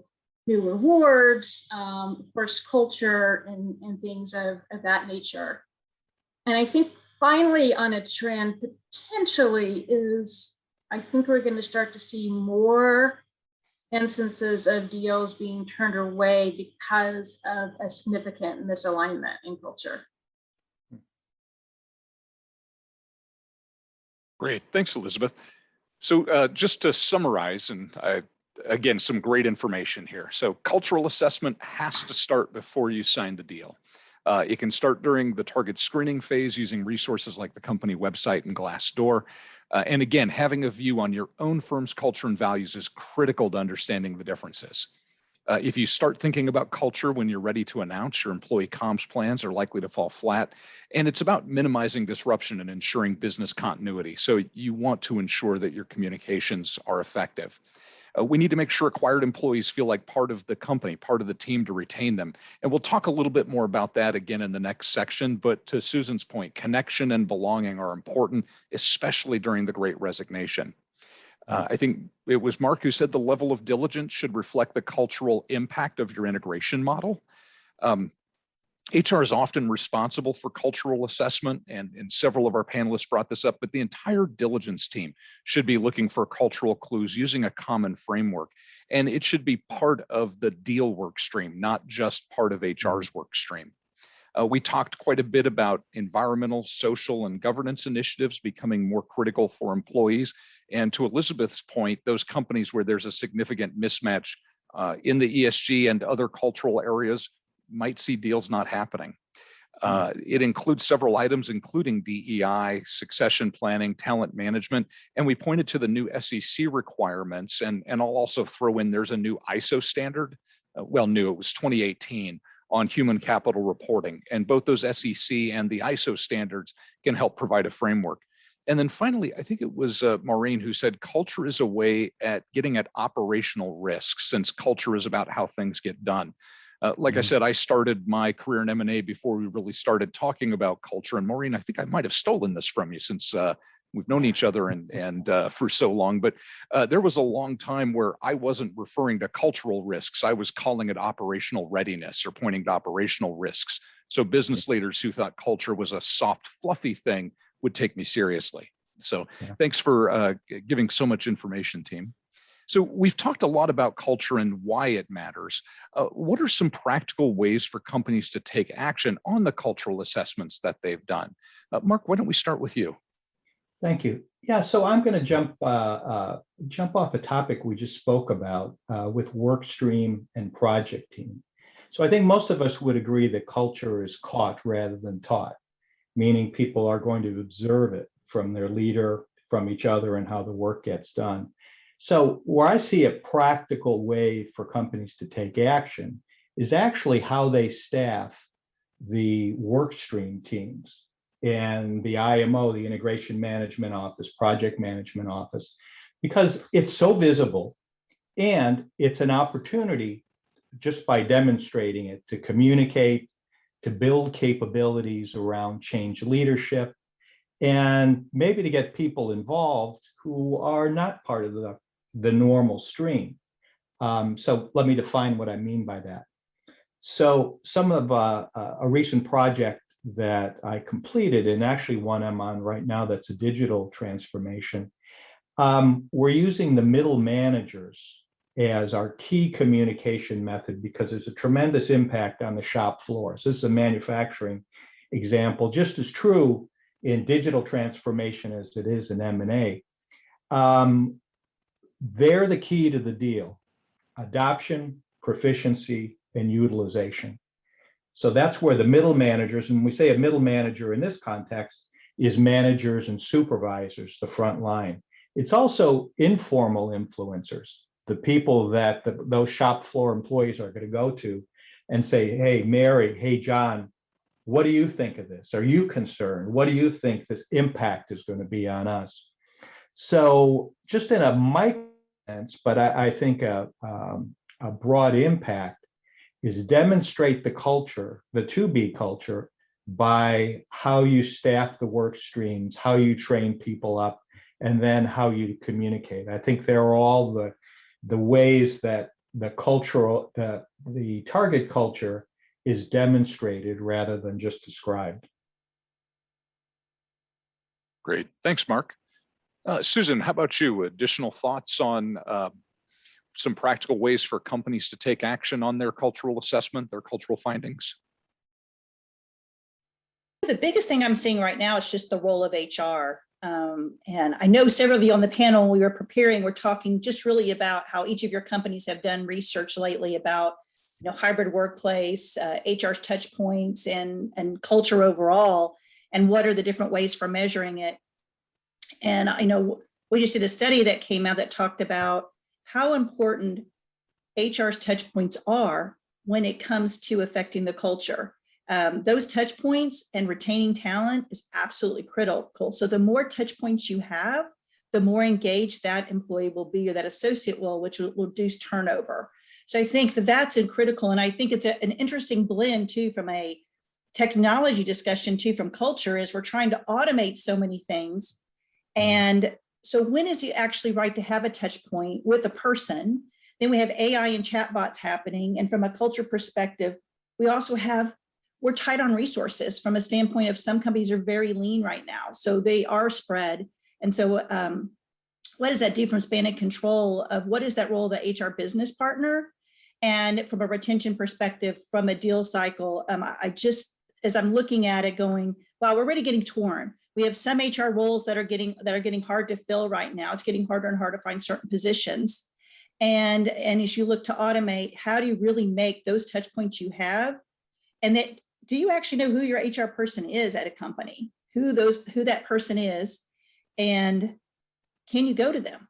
And what's that turnaround time? I think that is really just a really good question, is that we're looking at so many things HR is facing and the future of what HR looks like. So that was just a thought I threw out there, but there's definitely some good research that just show how important that HR role is and them touching and connecting with that employee right now from a job switcher market that we're in.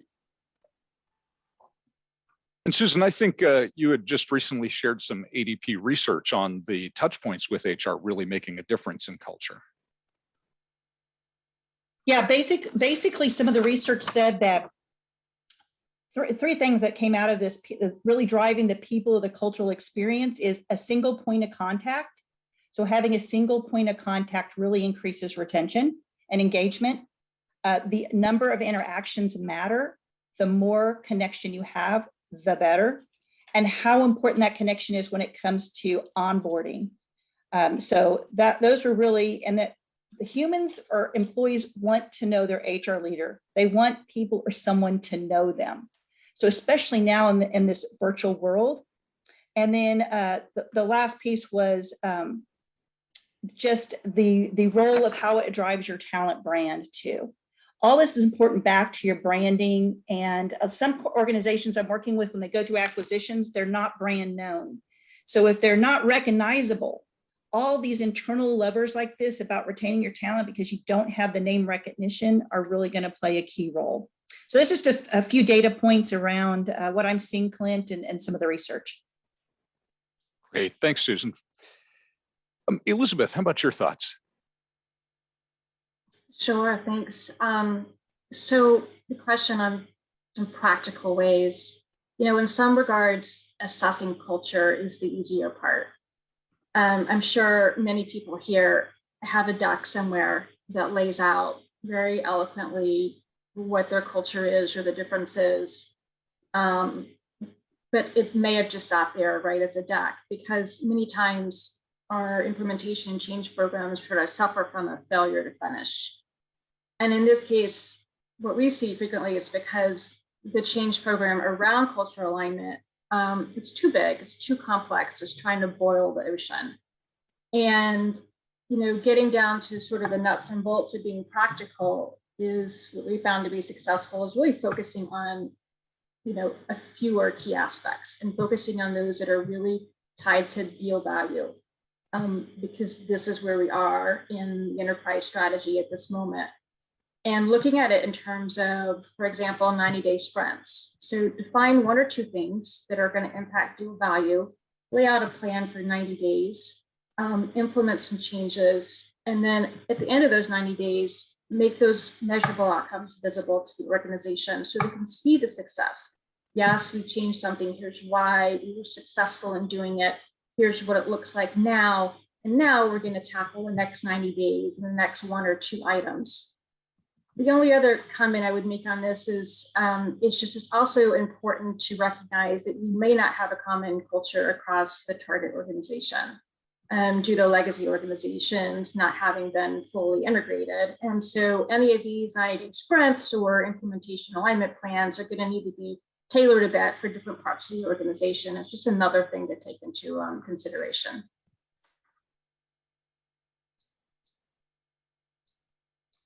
Thanks, Elizabeth. Rob, how about you? I really like the idea of using any culture assessment work you've done during due diligence and in the lead up to the signing as a springboard into a conversation that you can facilitate between the leadership team at the acquirer and the leadership team at the seller. I think, you know, there's a lot of power in sort of saying, this is what we learned or what we think we've learned about your organization and its culture, and let the acquired leaders tell you, you know, where they think you got it right and where they think maybe it's a little different than what you believe you've discovered. But it's also then an opportunity for the seller to say, here are some similarities and differences between the cultures in our organization and some of what you might experience as you join us. And then, and this is the most important part, to have a collaborative discussion about how you chart the future together and how you're going to steer the acquired population and help them acclimate as comfortably as possible to their new cultural environment. And you know, there be all different kind of shades of gray in terms of how how integrated or not integrated they are into the culture, because you know there usually are lots of flavors of culture in large organizations. But I think it's a great way to establish a meaningful dialogue with acquired leaders. Obviously, I mean, another action you take is just in the way you plan out your communication. You know, do you wear a suit to day one, or do you need to wear jeans on day one? You know, all things like that will make you seem more relevant to the population that you've acquired. Great, thanks, Rob. And Maureen, how about you? Sure. So, gosh, there's so many great ideas and perspectives shared. I feel like I could go in a couple of different directions. I think I'd reinforce, and it's what Rob started with about that springboard, right? That what you've done in the due diligence piece of this, that should be what you're springboarding off of, as Rob put it, right, into integration planning. And in that same way, I would say kind of that simple framework and in the integration planning with both teams, right? So both the acquiring company and the target company jointly planning around integration activities with that framework about calling out what we're trying to care for and support for the employee experience and then the operations of the business. Another piece that I would say is it's the research that Susan was talking about is so interesting. And I think in addition to the HR touch points, the whole idea of attention equals retention, right? So the more attention that employees are getting, certainly from HR and also from people leaders themselves, right? So the direct managers that the employees are rolling up into.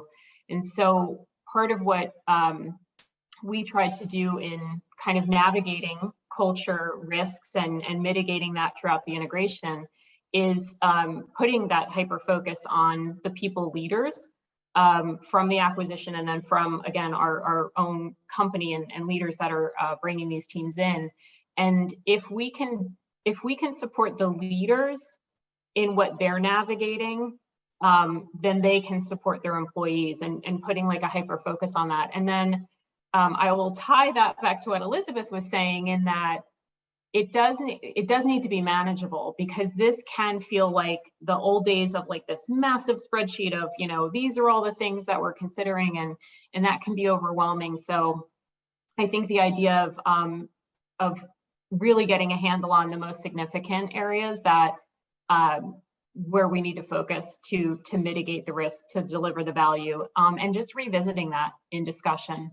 Doesn't have to be a binder on the shelf that somebody talked about, I think, in the earlier session, or these spreadsheets, or really the discussion, and having that early and having that often. Great, thanks, Maureen. So to summarize, the pre-culture work, or the culture work done in diligence rather, can be a springboard for a conversation between the leadership teams on both the buy and sell side. And transparency with the acquired leadership team can help them can allow them to help shape the plan, and helps make them feel like part of the broader team. Elizabeth talked about how there's often a failure to finish because it's a big plan, and recommends breaking it down into chunks, 90-day sprints, where you do the work, you show the success, and then you communicate that to employees and go on to the next 90 days. Mark talked about staffing the IMO and the PMI work streams. I will emphasize that we do call them work streams, because you do have to have work, which requires bodies. It doesn't just magically happen. And then several of our panelists talked to the need for high quality relationships at work. I think Maureen said attention drives retention. So don't forget about the people leaders, especially the middle managers, and ensure HR is staffed for the work. If you want to keep people around, we need high touch and strong relationships. So I want to turn to a couple of the questions about that we have in the chat. One of the questions is, what happens when the selling company has what the person asking the question calls a much more sophisticated, inclusive, collaborative culture than the acquirer, and employees might feel like they're taking a step back. I will say that this dynamic I've seen happen on both sides. It's not just moving from collaboration to top down, but I've seen people struggle moving from a top down culture to one where everybody is involved in decision making. So taking the judgment piece out of which culture is better, let's talk about how we help employees bridge the gap when there are significant cultural differences. And why don't we start with Mark, and then I'll turn it over to Rob and Maureen, and then we've got one other question. So please, Mark, go ahead. Yeah, thanks, Clint. So I'm going to link a few things together with one recent example. So this was an example where the acquired company was very entrepreneurial.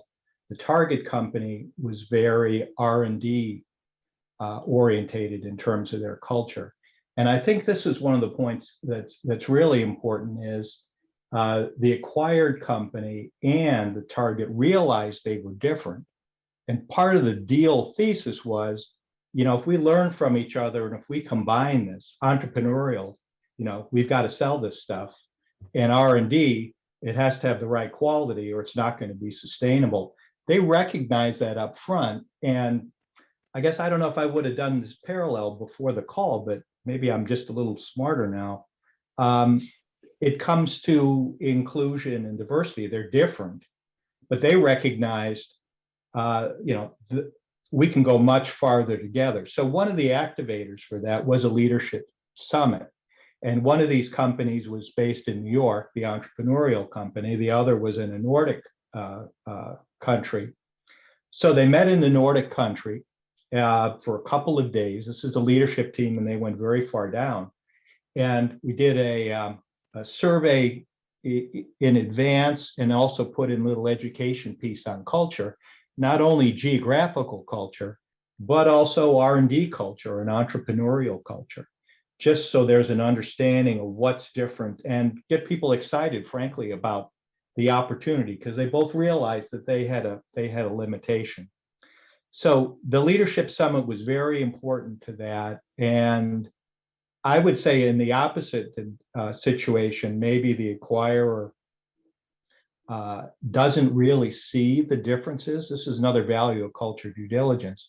And then they have a choice. Again, is it something where the goal is to find the right blend based on the deal objectives? Or, is it going to be a cram down? And I guess if it's a cram down, then that's where the key player turnover is really the risk. And Maureen, I always learn something when I'm on a panel with you. Attention equals retention. Way to go. I love that. I wish I could give credit to whoever I heard that from. Could we qualify that with just good attention? No.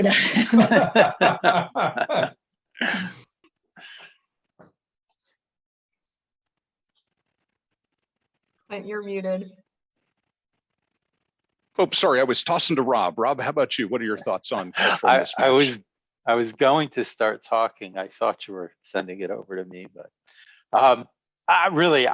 my thought builds on what Mark had to say.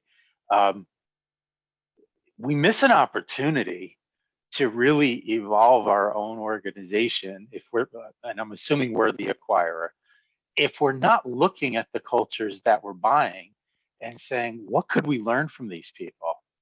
So in my last position, I worked for a very, very mature organization, that grappled with being nimble and being innovative. And, in the course of doing all of the deals that we did as an organization, we encountered or purchased young, vibrant, very different kinds of culture from our own. And we had a lot of discussions about, how can we, sometimes somebody would call it reverse integrate. But it's really about emulating another culture or figuring out ways to adopt aspects of that culture. And I think, you can do that by moving acquired leaders into leadership positions that will have an impact on bigger parts of the organization. So I think that's just my challenge to HR people. Don't assume that your current culture is the way that it needs to or should be going forward. You really can help your organization by helping them see the future. Great. Thanks, Rob. Why don't we switch to one last question? I think we only have time to pull one panelist in to answer that. So Maureen, can you tell us how important leaders are to a successful cultural integration? How important are they really? I'd say they're critical, right? I mean, a few thoughts come to mind. The whole idea of if you think about change management and change agents, right? And it's identifying those people who are like the influencers and the folks that are at the leader levels who we know employees are looking up to. And that's both at the target company, right? That they're working for today, but certainly in the company that they're joining, it's like that trust and belief in the vision and how employees feel a part of that, I think is really, really important. And then I think the other piece is part of what I was saying earlier, that individual people managers, especially like the direct report into leaders, we've seen that at Cisco as being critically important, just in general for employee engagement, but certainly when acquired teams are coming in and there's so much going on, they need to be supported and enabled and given information and actionable ways to interact with the teams. And so we used to have something called leadership expectations, which sounds kind of very old school HR. I think we're finding something better, and I think it's something like leadership commitments now, which is, if you are committing to being a people leader, that attention part is a big part of it. You have to dedicate the time with the team, be having the conversation. So again, the flow of that from an integration perspective is we have an obligation as an integration team to help message and make easier for people leaders to do the work that they're doing. And then those people leaders need to be working with their teams, both their direct reports and the teams that they lead. But yeah, to summarize, I would just say to that question, critically important to the integration success. Perfect. Well, thank you, Maureen, for sharing that. I think that we have hit time. So a big thank you to everybody who participated in the panel for the great questions that came through. Elizabeth, Mark, Rob, Maureen, Susan, thank you for being such great leaders in this space and for sharing what we know will help acquisitions go better. The cultural alignment piece, it really does drive value. And a big thank you to Mergerware for making the cultural piece such an important part of this summit. Very engaging panel discussions. Thanks, Slate, for moderating the panel. I would also like to thank our panelists, Susan, Mark, Maureen, Rob, and Elizabeth for this wonderful discussion. We would now have a short 10 minutes break and we would get back at 10:30 a.m. CDT for our third and the last round of panel discussion on the topic M&A and digitalization. Thank you.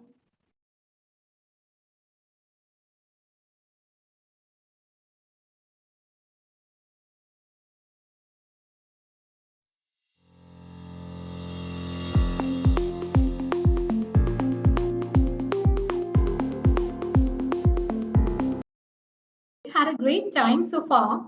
We would now begin with our third panel discussion on the hot topic M&A and digitalization. Conrad F. Titers will be moderating the panel. Our guest speakers for this panel discussion are Dominic Kripman, Galina Wolonitz, Giuseppe Caltabiano, and Dharmendra Singh. Over to you, Conrad. Thank you very much, and welcome again from our side. We have a fantastic panel discussion. We are very well prepared, and thank you very much for staying with us today. So, quick introduction to myself. I'm Conrad Titers, based in Germany since 2007 in M&A, and I'm the growth leader in our organization as far as our M&A business is concerned. Galina, do you want to introduce yourself quickly? Yes, of course. Thank you so much, Conrad, and I'm so happy to be part of this panel. My name is Galina Wolonitz. I'm Managing Director at Virtus Partners.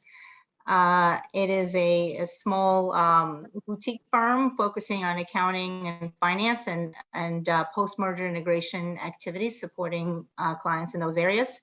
I have about 25 years of experience integrating large and small companies, bringing companies into small corporations, into large. So a lot of scars to show, and hoping to share that experience with you all. Thank you. Dominic, do you want to continue? Yeah, thank you, Conrad. And also from my side, happy to be here. Thanks for the invitation. My name is Dominic Kripman. I'm a managing director within Accenture, which is a global technology organization from consulting through implementations, through operations. And I'm leading our what we call tech M&A capability globally. And I'm very much looking forward to the discussion in this group. Excellent. Thank you very much, Dominic. Vicky, do you want to continue? Sounds great. Thank you, Conrad. I'll look forward to the discussion as well. So I currently am running our transaction advisory services group at a consulting firm called RGP. And my focus is primarily on the integration separation line. And for myself, I'm actually one of those who just loves the chaos of work and M&A and have actually just spent my time across, honestly, the entire deal continuum. So I've tried everything from the front end inorganic strategy to valuation, diligence, and for the past decade or so, primarily focused on just tackling the integration aspects, separation aspects, and just helping clients drive value. Yeah, you've seen it all, Vicky, right? So thank you very much for that. And now, last but not least, Giuseppe, do you want to introduce yourself as well? Sure, Conrad, thank you for having me. Thank you, Mergerware. I think I will give a different perspective, meaning I'm not daily involved with M&A activities, but I'm a marketer. I'm director of marketing at Rock Content, which is a startup in the field of content marketing. I teach marketing and branding at General Assembly here in London, where I live. And I've been involved in a few acquisitions and large corporations, the last one, Schneider Electric, a few years ago. And that's my experience. And this is something that I will tell you later today. Excellent. So thank you very much. So as you all know, it's this session is all about technology and the role of technology and digital, the new normal that we have arrived at. And we decided to have a discussion on that, on the impact on M&A. Is it going to be faster? Is it going to be better? Does it support due diligence, the whole of the life cycle of a transaction, including post-merger integration? You're going to hear a couple of examples that you guys, the panel members, lived through. And with this, Dominic, I have the key kind of icebreaker question for you. Have you seen digital deal making on the rise? That's the opening question in your direction. That's a very broad question, but good to start with that one, and happy for the rest to chip in. I mean, yes, of course, yeah. I have seen that over the last I would say three years, maybe 5 years. But what I have seen lately with the pandemic that we are gratefully coming out of as we speak is that it has actually ignited the way digital technologies are being applied to the M&A process. And I was actually quite surprised why it was triggered. It was mostly triggered with my clients because resources on M&A deals have been very, very scarce, because a lot of transactions have been approved pre-pandemic, then have been put on hold, and out of a sudden it's actually bursting, right? So many transactions that need to be executed, and out of a sudden companies like ourselves or my colleagues here on the call, we realize we don't have that many resources that actually can support those deal and transactions to be executed. And out of a sudden you ask yourself, what could be an alternative? And very, very quickly you come to digital technologies, automation, standardization. All of these things make us less important or less, critical for a process, because humans can be amended by those technologies. And therefore I've seen digital very much on the rise throughout the last year, where processes are being standardized, automated. AI is coming into play when we're talking VDR stories, due diligence, target screening. All of these things are getting augmented by digital technologies. Yeah, no, that's true. And also looking at talent in the organization, there's also kind of a movement going on to scan talent digitally. That is probably coming on top. So any other comments in this direction from the team? I will just kind of jump in. I think, Dominic, you make a great point too, with just how humans are really being amended by the technology. Because I think a lot of what this is doing too is, and I think all of us on this panel and those listening in have been part of those manual processes of updating status reports and PowerPoints and Excel. And this has really allowed us to be more efficient and really starting to become more strategic. From a consulting perspective or internally at the client, you can now focus your time not on some of that administrative updating, but also just how do we really drive a value and really kind of execute. So it certainly is becoming a good game changer in many ways. True. So thank you very much, Vicky. And Conrad, maybe to amend, and thanks, Vicky, for that point, because it triggers my view also on data. There is so much data nowadays available. When you look at those VDRs and in a deal transaction, and that data needs to be analyzed, and there, crawling tools or other AI-empowered toolings are of great help, because they basically derive investment hypotheses out of it, which we as human beings would normally just not be able to do in such small period of time that the due diligence always has, right? So that's another thing that Vicky, I think, was just going through my head when you were raising that point. Yeah. So conclusion, Vicky and Dominic, digital is on the rise, correct? It is. It is. to summarize that in that way. That's great. And by the way, to all of the participants in the audience, please feel free to ask questions or put comments in the chat functionality. I'm going to track those and we'll bring them up during the conversation. Thank you very much for that. So, Vicky, you were just talking about your perspective on the earlier question. So now let's get a little bit closer to the overall M&A process as such. Yeah. Which parts of the M&A process do you see at the moment being digitized, where digital comes up, pops up every now and then, is being utilized? Yeah. You know, I'm going to bring up something that's unique because, as we all know, we've certainly seen things out there from the pipelining to sort of the diligence management and also the integration management. But one area where I'm starting to see a little bit of and some interest in too is really how do we digitize and create an experience for the acquired employees as well? Because some of the things we're hearing is, especially if you're a strategic buyer, you're up against a lot of private investors, so like the private equity firms.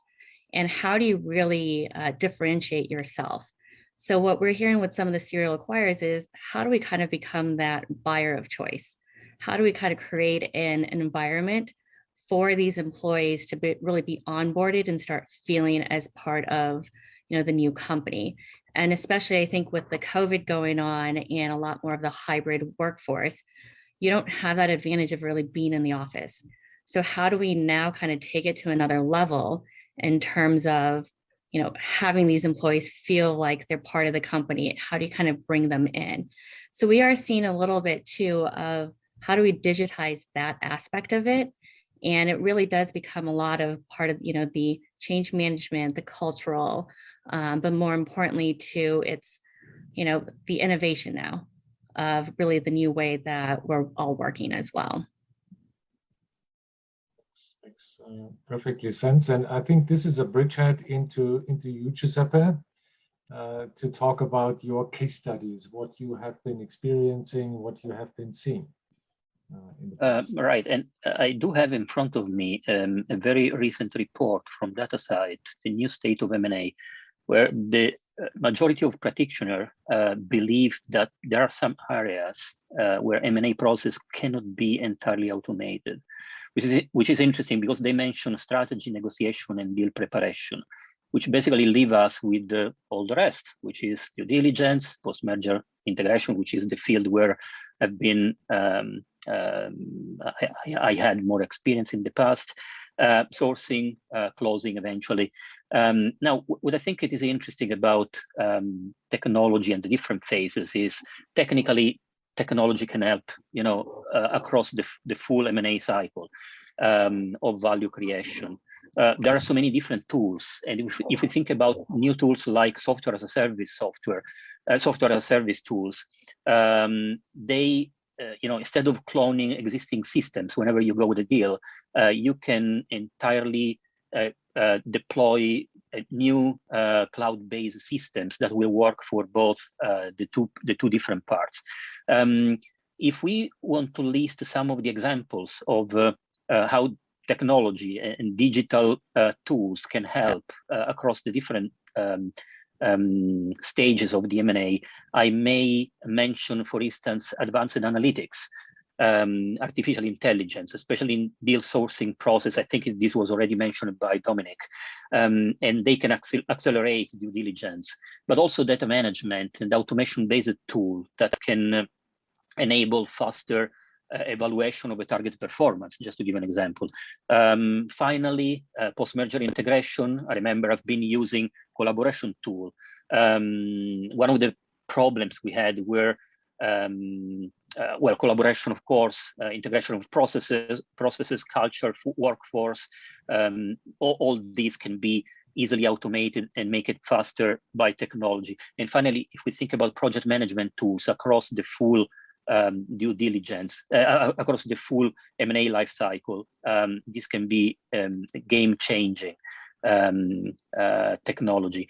In my case, as you mentioned, Conrad, the last a large acquisition I've been participating was the acquisition by Schneider Electric of Invensys, a large British engineering platform. And I will talk about this later on across the full hour. But one thing that I want to mention is we probably were totally lost without data processing. You know, there was no way for us to properly understand customer, partner situations. And again, I will talk about all these things later on. Another important point was all the dependencies we had. Being a leader in marketing and branding as a function, we had so many dependencies with all the other company functions, and there was no way to handle all those dependencies without a software tool, a digital tool that could help us to automate, but also to control time after time all the stops and problems and roadblocks we had with the different departments. So these are just some of the examples. And I will say one more time, all the central stages of the M&A definitely can benefit from new digital technologies.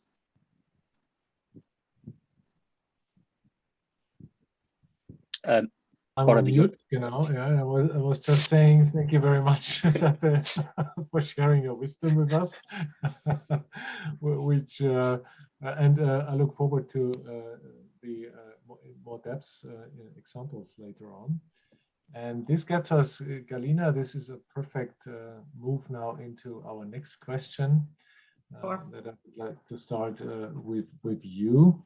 In which phases of a transaction, from target identification throughout post-merger integration, have you seen digital making the most sense to be applied? Certainly we heard it's up and running everywhere, but where does it make most sense from your personal experience and perspective? Yeah, absolutely. And I think, as a general comment I'll make, is people kind of always talk about, the continuity throughout the life cycle of the entire acquisition process, right? Starting with, strategy development and deal identification, building the pipeline, and so on and so forth, all the way into post-merger integration. One of the biggest attributes, I think, of success is as much continuity that you have between the different phases, the better, right? Whether it's from a team standpoint, so having the integration specialist involved early in due diligence, or having due diligence team then become project management teams within the functional areas in the post-close activities. All of those things to me have always been big contributors to successful integration programs, as opposed to as opposed to the opposite. So I guess I would say the same comment I would make as it relates to digitization or digital tools that you can utilize to run your overall acquisition process. And I would say at the very least, I would certainly start with running or developing a pipeline, evaluating your acquisition pipeline in the tool, and then as post LOI conversation, using the proper tool that has ability to have the continuity between due diligence, right? Even as a buyer, house all the question answer conversations during due diligence, house the documents perhaps that you want to be sure that they are available to you post close, having those be transition then post-close and become available, and now they can all be dropped into specific functional areas. And again, let's hope that there was the continuity between the team as well.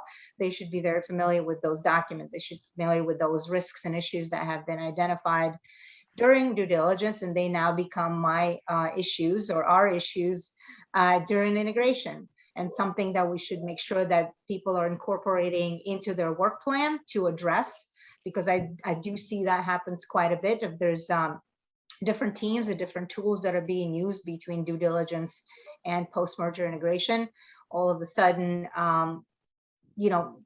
we kind of forget about the things we've identified in due diligence, right? And so those things are going to come to bite us in the end.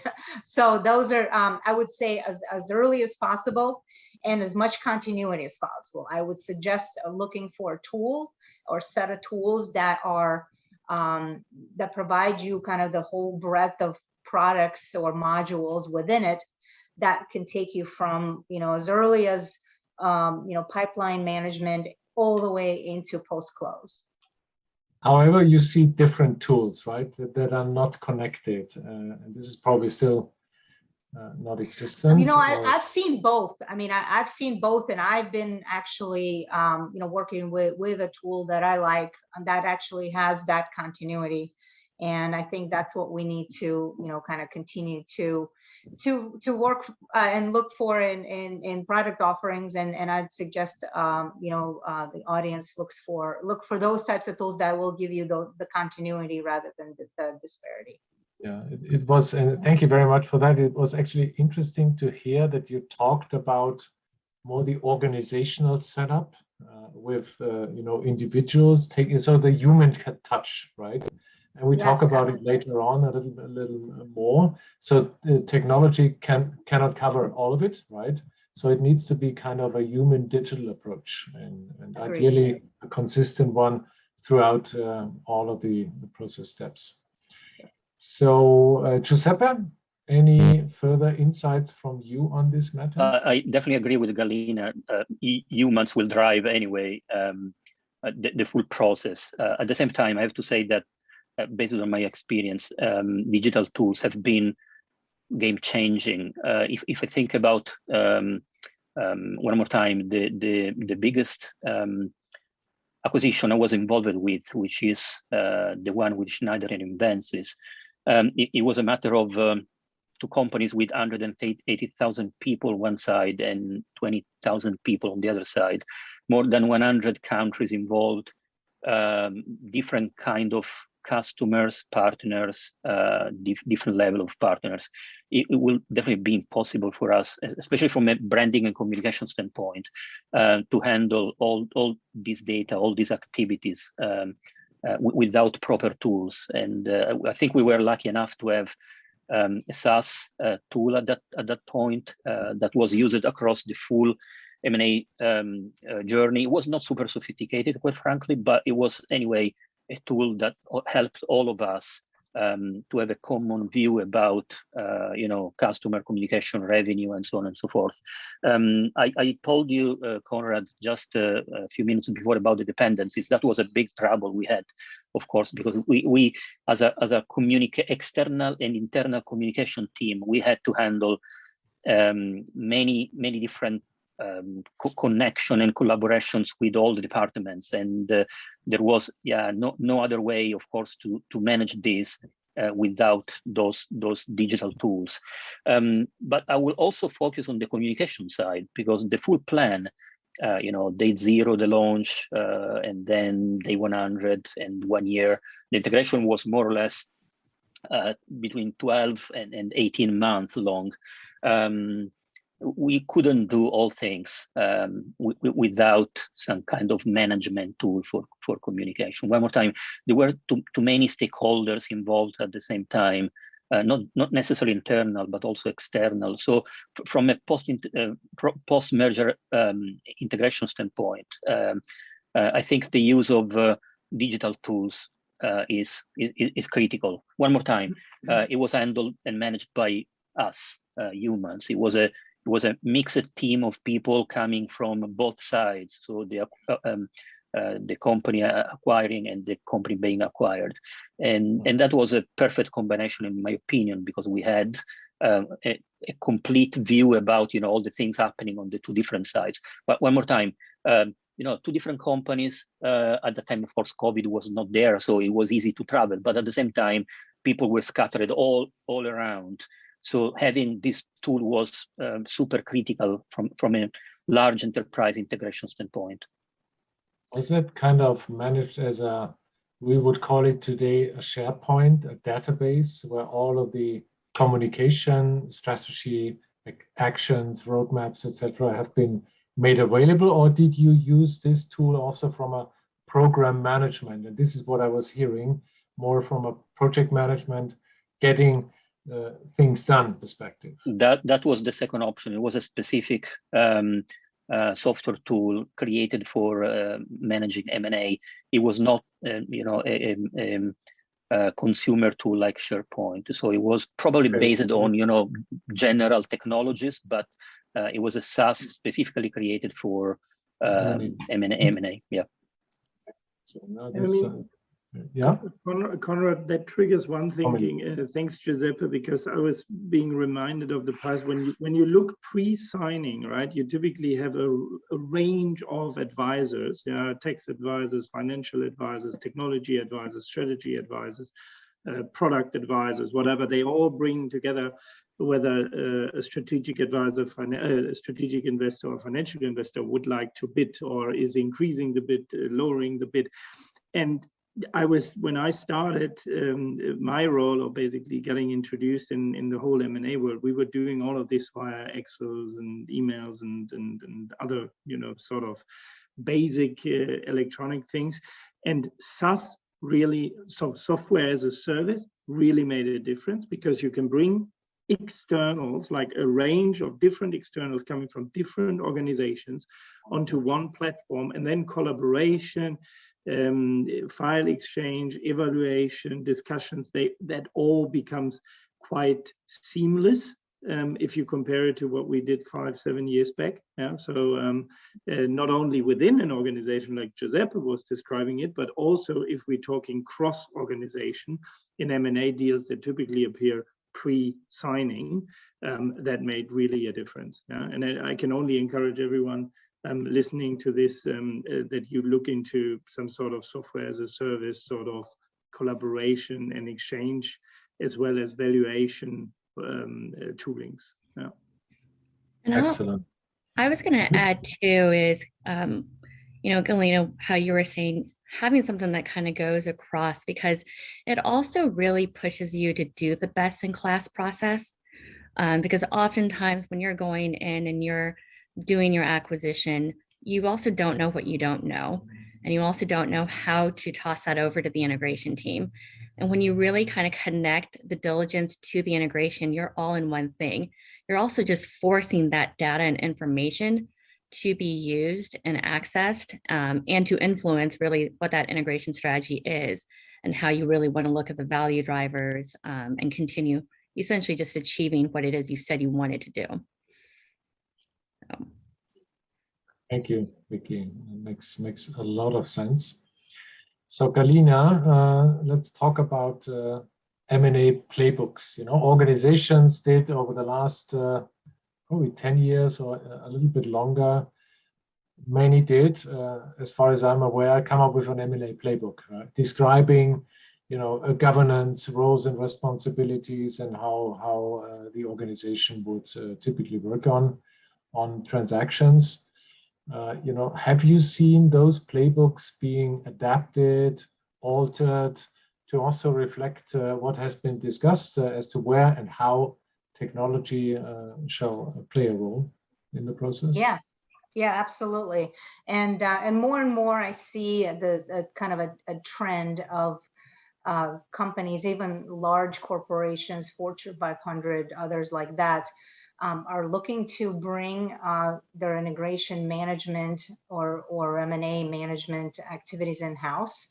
And many of them are looking to actually develop a playbook internally that they can then deploy on all transactions and make it generic enough where you can then customize it to a specifics of a particular transaction, or based on complexity and size or team availability and things like that. I actually have several engagements right now where my role is just to stand up the playbook, develop that, and then at the moment the companies don't even have a particular transaction in mind yet, but we're looking to help them stand that up. And these program management tools that we've kind of been describing are a good place to house those playbooks. And they, so presumably those playbooks could include in them, to your point, governance structure, how teams are organized, but also very specific functional work plans and IMO work plans, day one preparation, checklists and things like that. All of those things can kind of reside in a playbook form and a kind of more generic type of form within a tool. And then they can just get pulled down every time there's an actual transaction that's taking place, that we would want to kind of just customize to with specific names, dates, activities and things like that. So yes, absolutely. Playbooks is kind of a big deal from what I'm seeing these days, and more I'm seeing companies want to just develop that internal capability to do things on their own using these playbooks. Yeah, and the role of digital, and in particular, I'm thinking about the platforms, the platform you did mention beforehand. Would organizations actually kind of state in there, you shall use this in that platform, or how do you see this happening? Because there is certainly multiple super good providers out there, and better ones and not so good ones. Does procurement play a role in there, or what have you seen? I'm personally curious, I have to say. Yeah, no, I've seen it done both ways. I at times as a service bring kind of my instance of a tool with me, and in a recent engagement, actually, as I shared kind of the tool and how I use it, and I've used them in the past, the company has decided to go directly and contract with the provider directly, and that was a great outcome for them, and they made kind of the commercial decision to do that, and made sense for them, and now they're going to be utilizing them, and to your point, that procurement got involved and developed a relationship now with the provider of this company, of this supplier directly. So it's I'm thinking I have a corporate background as well as a consulting background. I certainly love if procurement contracts with us. On the other hand side, from a corporate perspective, it's probably good to be flexible. This is what we all are accustomed to. But at the same time, the provider and the contractor, they can grow together, which is actually also quite good. In absolutely. It's actually. Well, thank you very much for that. Dominic, I know that you have a strong opinion on that as well. Well, yes, I do. I mean, I was just thinking through when it comes to the M&A books or playbooks, as you refer to them, and what happened over the last 2 years, I would say. Because clients that we have developed those playbooks with, they basically came back and said, like, with all these digital technologies, I mean, we have done that together with yourself, but also amended it with other consulting companies or with internal staff. But what do we need to change? Do we need to adjust certain things? And I was quite astonished over the last 2 years that almost, I would say, 80% of the clients that I've developed playbooks with, they all came back and said, like, what's your view on how should we basically infuse the new capabilities that those technologies are bringing into those playbooks? And what it typically does is that a lot of the processes, when we were then going through that with our clients, a lot of those processes are basically getting highly standardized when tools are being applied. But that also brings, and I think Vicky had that a bit, the organizational part of it. It then also brings organizational behavior adjustments or organizational change, right, to some extent. And I think that's a broader conversation that would, the time would not be enough in this group. But also in M&A, we see that if we just apply, standardization through technology in M&A processes, that organizational change also needs to be picked up, because the M&A teams, but also the customers of those M&A teams, they just need to here and there adjust to the standardization. Because yes, tooling can help, but tooling also requires standardization. To Giuseppe's point, at the end of the day, it's human and machines together, right? You can standardize, but there will always be, some sort of custom elements to it that we as humans then obviously pick up. Yeah, but it's certainly something where both things are also coming much more together. Yeah. Thank you very much. I was going to jump in and just say too, is I feel like it really has become, the playbooks have shifted to be, Dominic, to your point, it's the guidepost for what you need to do. And especially when they're taking it more internal, we're hearing a lot of companies, and especially if you're a serial acquirer, you don't want to keep paying for the consultants. So they want to do it more in-house. It really also becomes sort of that basic training guide for them. And, the tool itself is what they're going to use, but there's still that necessity of how am I supposed to go through this process? What does it mean? And what are some of the basic one-on-ones of the process? The other thing too that, I think we've all seen is a playbook is only useful if you've got that right support, and whether it's a center of excellence or someone who is, the person held accountable, corp dev or an integration office, whatever that may be, because it's only as good as it as you use it and kind of enhance it. If you keep it stagnant, there's really no point to it, because it's going to be ever changing. And especially I think with the conversation we're having with the technology, the digitization, I think there's always going to be some type of adjustment to ensure that you've got efficiency and your process really is kind of evolving with that. Yeah. The processes always at the beginning look very nice, and when you really start to transfer a process to digital, to digitize it, it looks completely different in the end, right? So yes, absolutely. And now we got a question, and the question I kind of expected to come, and thank you, Maladi, for asking this question. Could you share any specific examples of tools that you find especially helpful? My recommendation is not to name providers here, but more what should we look for when we search for specific providers, right? Good providers in the early stage or in a later stage of the deal. Yeah. So probably Galina, Dominic, do you have any kind of recommendations at hand? Galina, you want to start? Yes, I was just trying to unmute. Absolutely. So I guess first and foremost, I'll say kind of this, what I already mentioned, the concept of continuity, right? And the tool that is the most comprehensive is probably something you want to look for that takes you from basically throughout the entirety of the life cycle of an M&A transaction. The other thing I would look for is the support team, right? That the software developer team that is responsive, that kind of has this yes, we can attitude. I'm working with one that is absolutely wonderful, and I am rarely, hear the answer is no, we can't do that.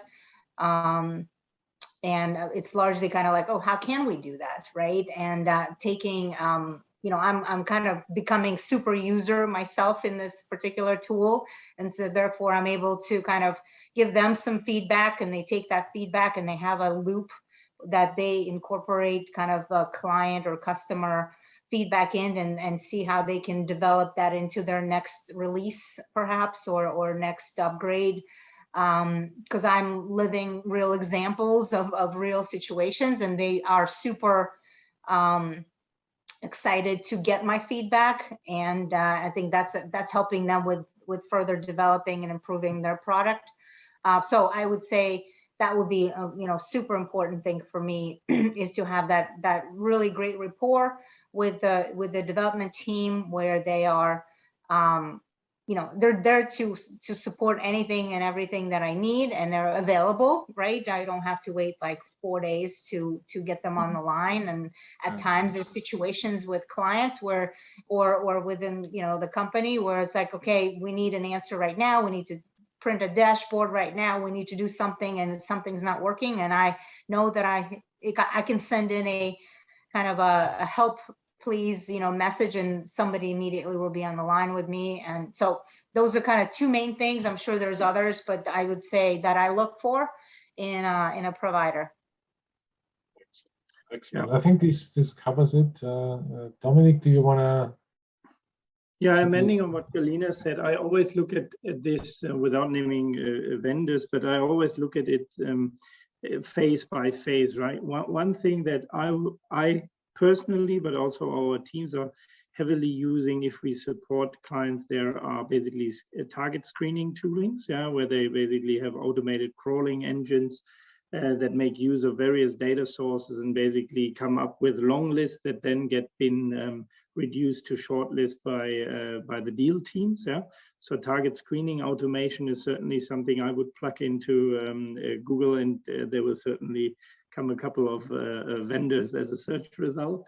In due diligence, I do think that a lot of sort of technical tools. I'm obviously, as I said, I'm running our tech M&A practice, so my focus is solely on the technology side of an M&A transaction, and also evaluating whether there is some technologically debt in an asset.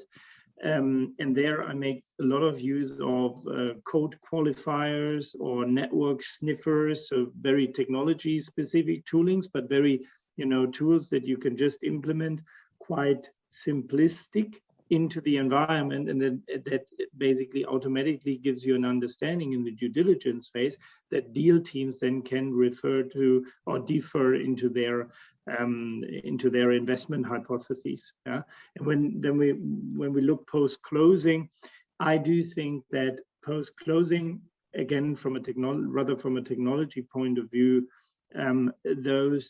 you should look at the next level of post-merger integration toolboxes that Giuseppe also referred to, because they have, I think, made a quite significant step up, not only moving to software as a service as a deployment option, but also in the way they now offer a decent level of automation and very, very standardized processes.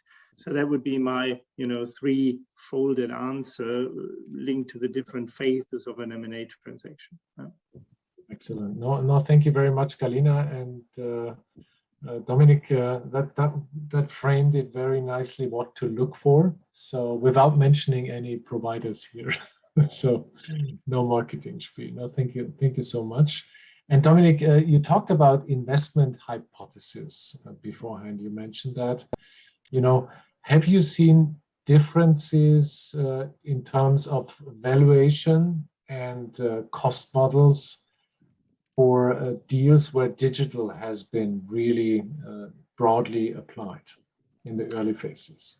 Yeah, I have seen it as how we derive as deal teams, the input into those investment models has changed to a certain degree. And I mentioned that a bit earlier, right? The sheer volume of data that are being put into data rooms, and I'm on both sides, right? I'm filling a data room and analyzing a data room. Sometimes you choose to put a lot of data in because it just differs the whole information set across. Sometimes you put less in. It's all deal strategies. But what certainly has helped and has changed from my personal perspective, but happy for the rest to chip in, is that we are applying sort of AI-driven toolings and crawling mechanisms that are going through the VDR, analyzing certain data elements via text analysis, and then derive deal hypotheses or investment hypotheses out of what those tools are gathering, right? You don't know how they do it typically, unless you are a programmer of those. But what it does is it changes a bit the way we as deal teams work, because we get a list of deal hypotheses, we get a priority ranking of what the tooling or what the digital technology refers to more important documents for the deal or less important documents. So it helps us humans to basically prioritize, to basically find the right deal hypothesis, but also gives us a first set of deal investment hypotheses that we as deal teams then can review and certainly also challenge, right? You should never, I think another personal advice, you should never just pass it through, yeah, because it needs to have a human lens on it at the very end, yeah, to Giuseppe's point, I think. But it can certainly help a lot, yeah, especially when data is getting more and more and more, yeah. And how do you, and these tools are basically helping you to transfer data into information. Yeah. Yeah. Okay. So that means that digital, to summarize, digital is used actually to form a kind of transaction hypothesis, evaluation, etc. It's not left out and just a human responsibility, but it's actually pretty much used as far as I understand. Yeah. Yeah. Yes. And Giuseppe, this gets me to the question around the tendency to digitize, to fully digitize parts of the M&A process, right? Without Dominic reviewing all of what the company internally is doing. I don't know what you are exactly doing, but that sounds really great. But Giuseppe, could you see that parts of the M&A process are organized by digital, you know, living without human, right? A human element in it. Well, Conrad, unfortunately, I have to say no, meaning that we already mentioned several times that, I mean, this is a tendency. This is accelerated by COVID, by the way, and but still the human element is critical. And I will give you one example, which is also related to data management, still related to the large acquisition I was mentioning before. I was responsible for communication and branding, as I already mentioned, and we decided to centralize the full communication. It was much easier to control everything, you know, in an environment with 100 countries and several stakeholders. Of course, I mean, the idea was to make things simple, right? You know, the simpler they are, the faster they will go. The reality was a bit different, unfortunately, because at a certain point, we discovered that in some countries, in some regions, clients, or older clients, major clients and accounts decided to stop buying from us. So they pause purchasing. And by the way, we are talking about B2B goods, several million systems in some cases. And of course, we realized that there was a problem thanks to data integration between sales and marketing. At that point, of course, we stopped for a moment and we said, okay, what's going on? And we discovered that it was mostly uncertainty about products and solutions and the future and investment and so on and so forth. At that point, we decided to go with the segmented audience and to completely go with a different kind of communication for these customers. And you know, you can imagine the lever here was, don't worry, together we will be better and bigger, and we are not stopping investments and so on and so forth, while in general terms, the communication was a bit different. So this is just an example of how the human side was critical to understand, you know, to get insights from data. Without data, of course, there was no probably from our side understanding about the situation, but at the same time, insights came from us. A final point about COVID. I know that it was mentioned several times. I mean, it's undeniable that this is accelerating the adoption of digital, and I'm not necessarily talking about M&A. I'm talking about all fields, and I see this every single day in marketing, and I work in MarTech. So things that were probably supposed, you know, to happen in 10 years, they're happening now after 10, 12 months. which is not a bad thing, by the way. I mean, it's probably one of the few positive outcome of this crisis, this pandemic. This will definitely help going with maybe in the future with hybrid models, who knows, but still the acceleration has been dramatic in the last few months. And I don't think, after enjoying, this kind of technological advance, we will decide suddenly to stop everything. I mean, think about due diligence and virtual pre-deal meetings, and everything now is virtual, right? Virtual meetings have been used heavily in M&A process as well, and then it depends on the kind of sector the M&A is in. I mean, if we're talking about technology sector, probably virtual is fine, and we can complete everything on a virtual environment. If we think about industrial environment, well, you probably need some kind of physical mobility, to understand physically the locations and so on and so forth. I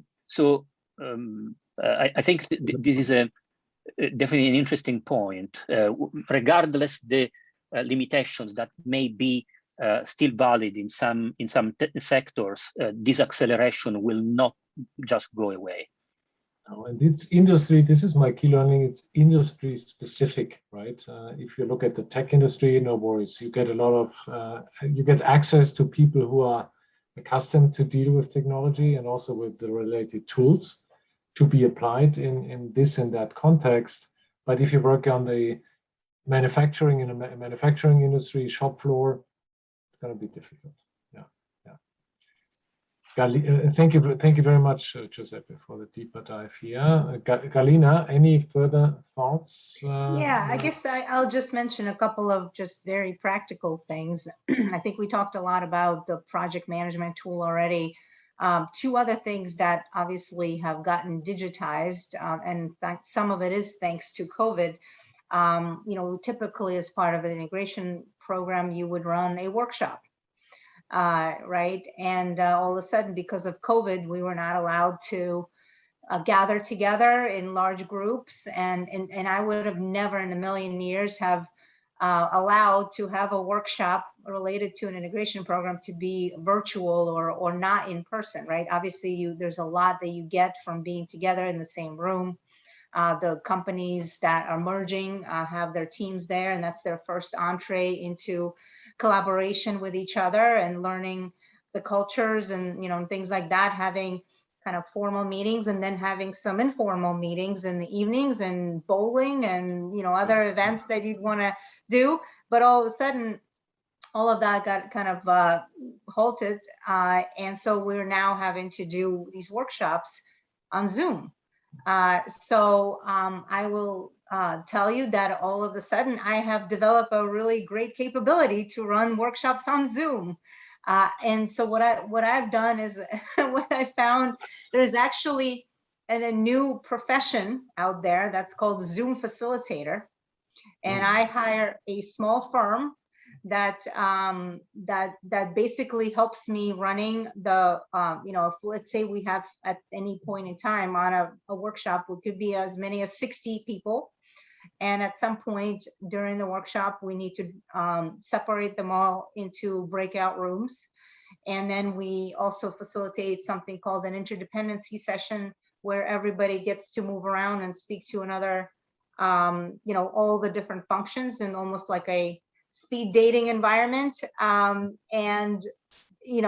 have a facilitator that handles kind of the back office or the kind of the background technology so that I can focus on the content of what's going on.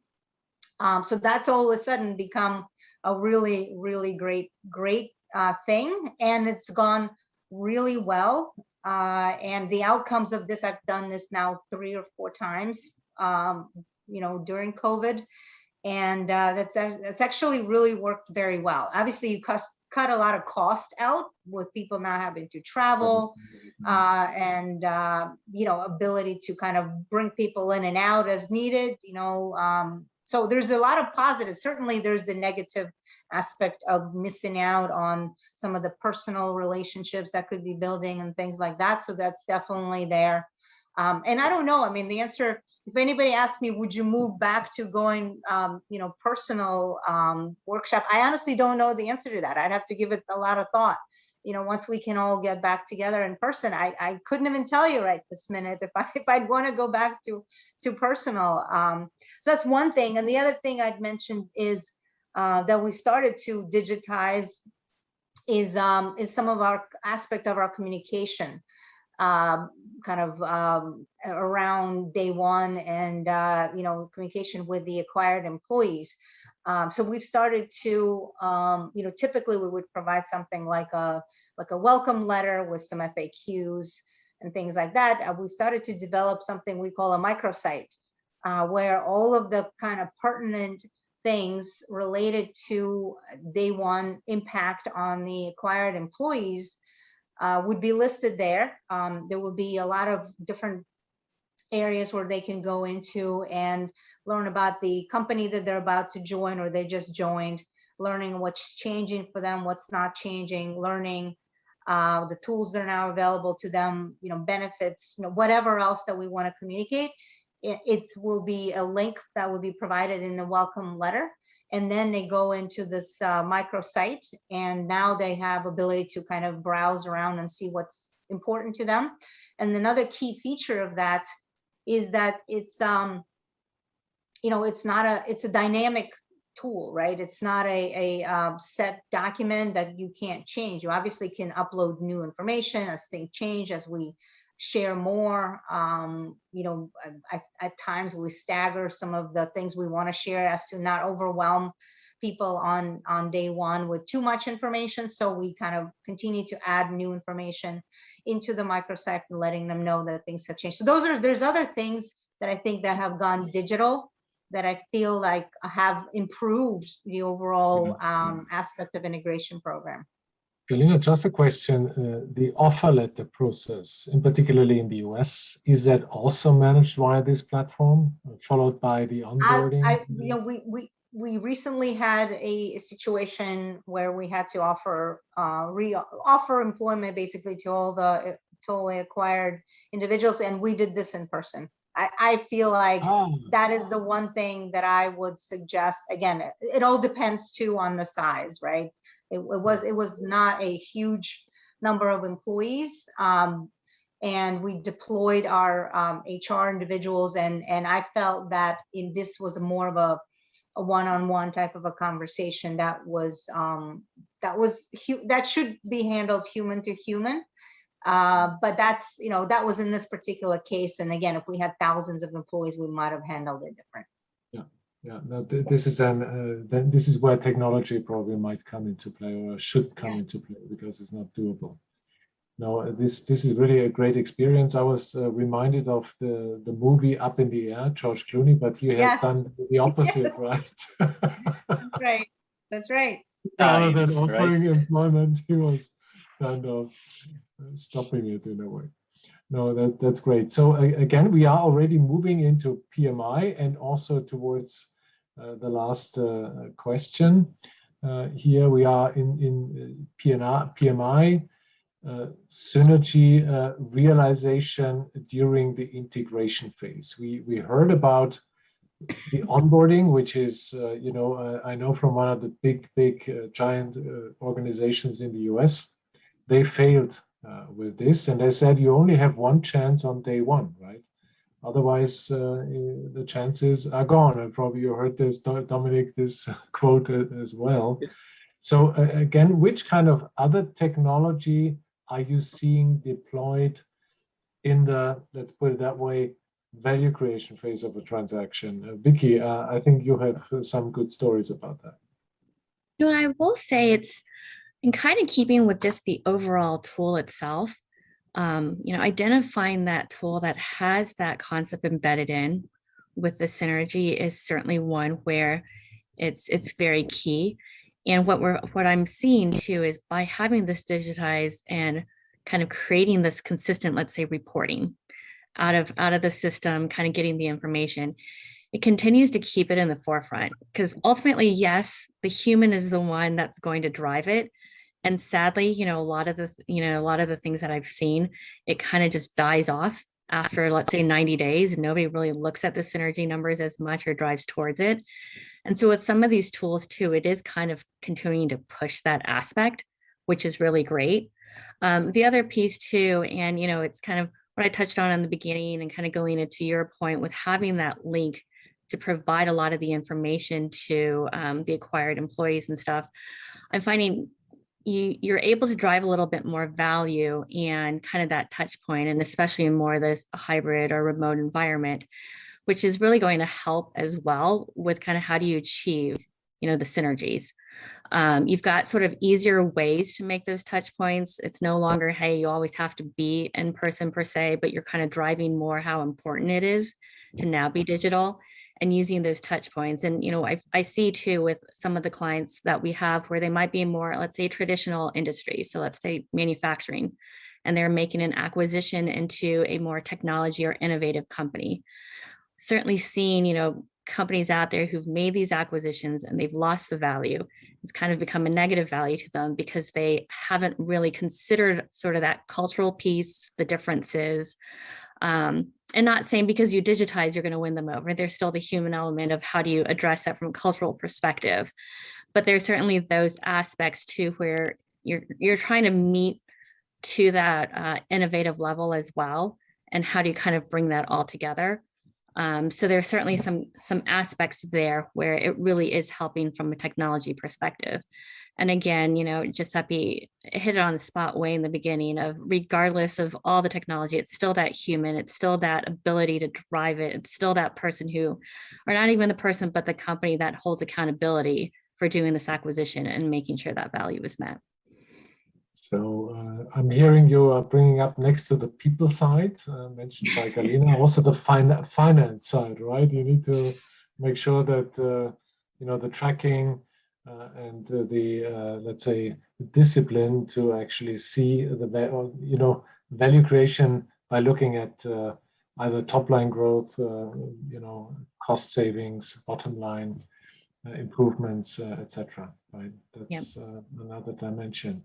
Dominic, any final, conclusions on your end on this topic? Yeah, I mean, linking to your point, Conrad, top line and bottom line improvements, I think one element post closing that I see more and more being very, very important also from a synergy perspective is actually cloudified infrastructure, because it sort of gives you a lot of agility that you do require after a transaction is being, signed off and in execution, because it allows you to deploy, different applications, different processes, much faster than before, and that typically drives a lot of synergies. Yeah, but it also drives top line and bottom line improvements. Yeah.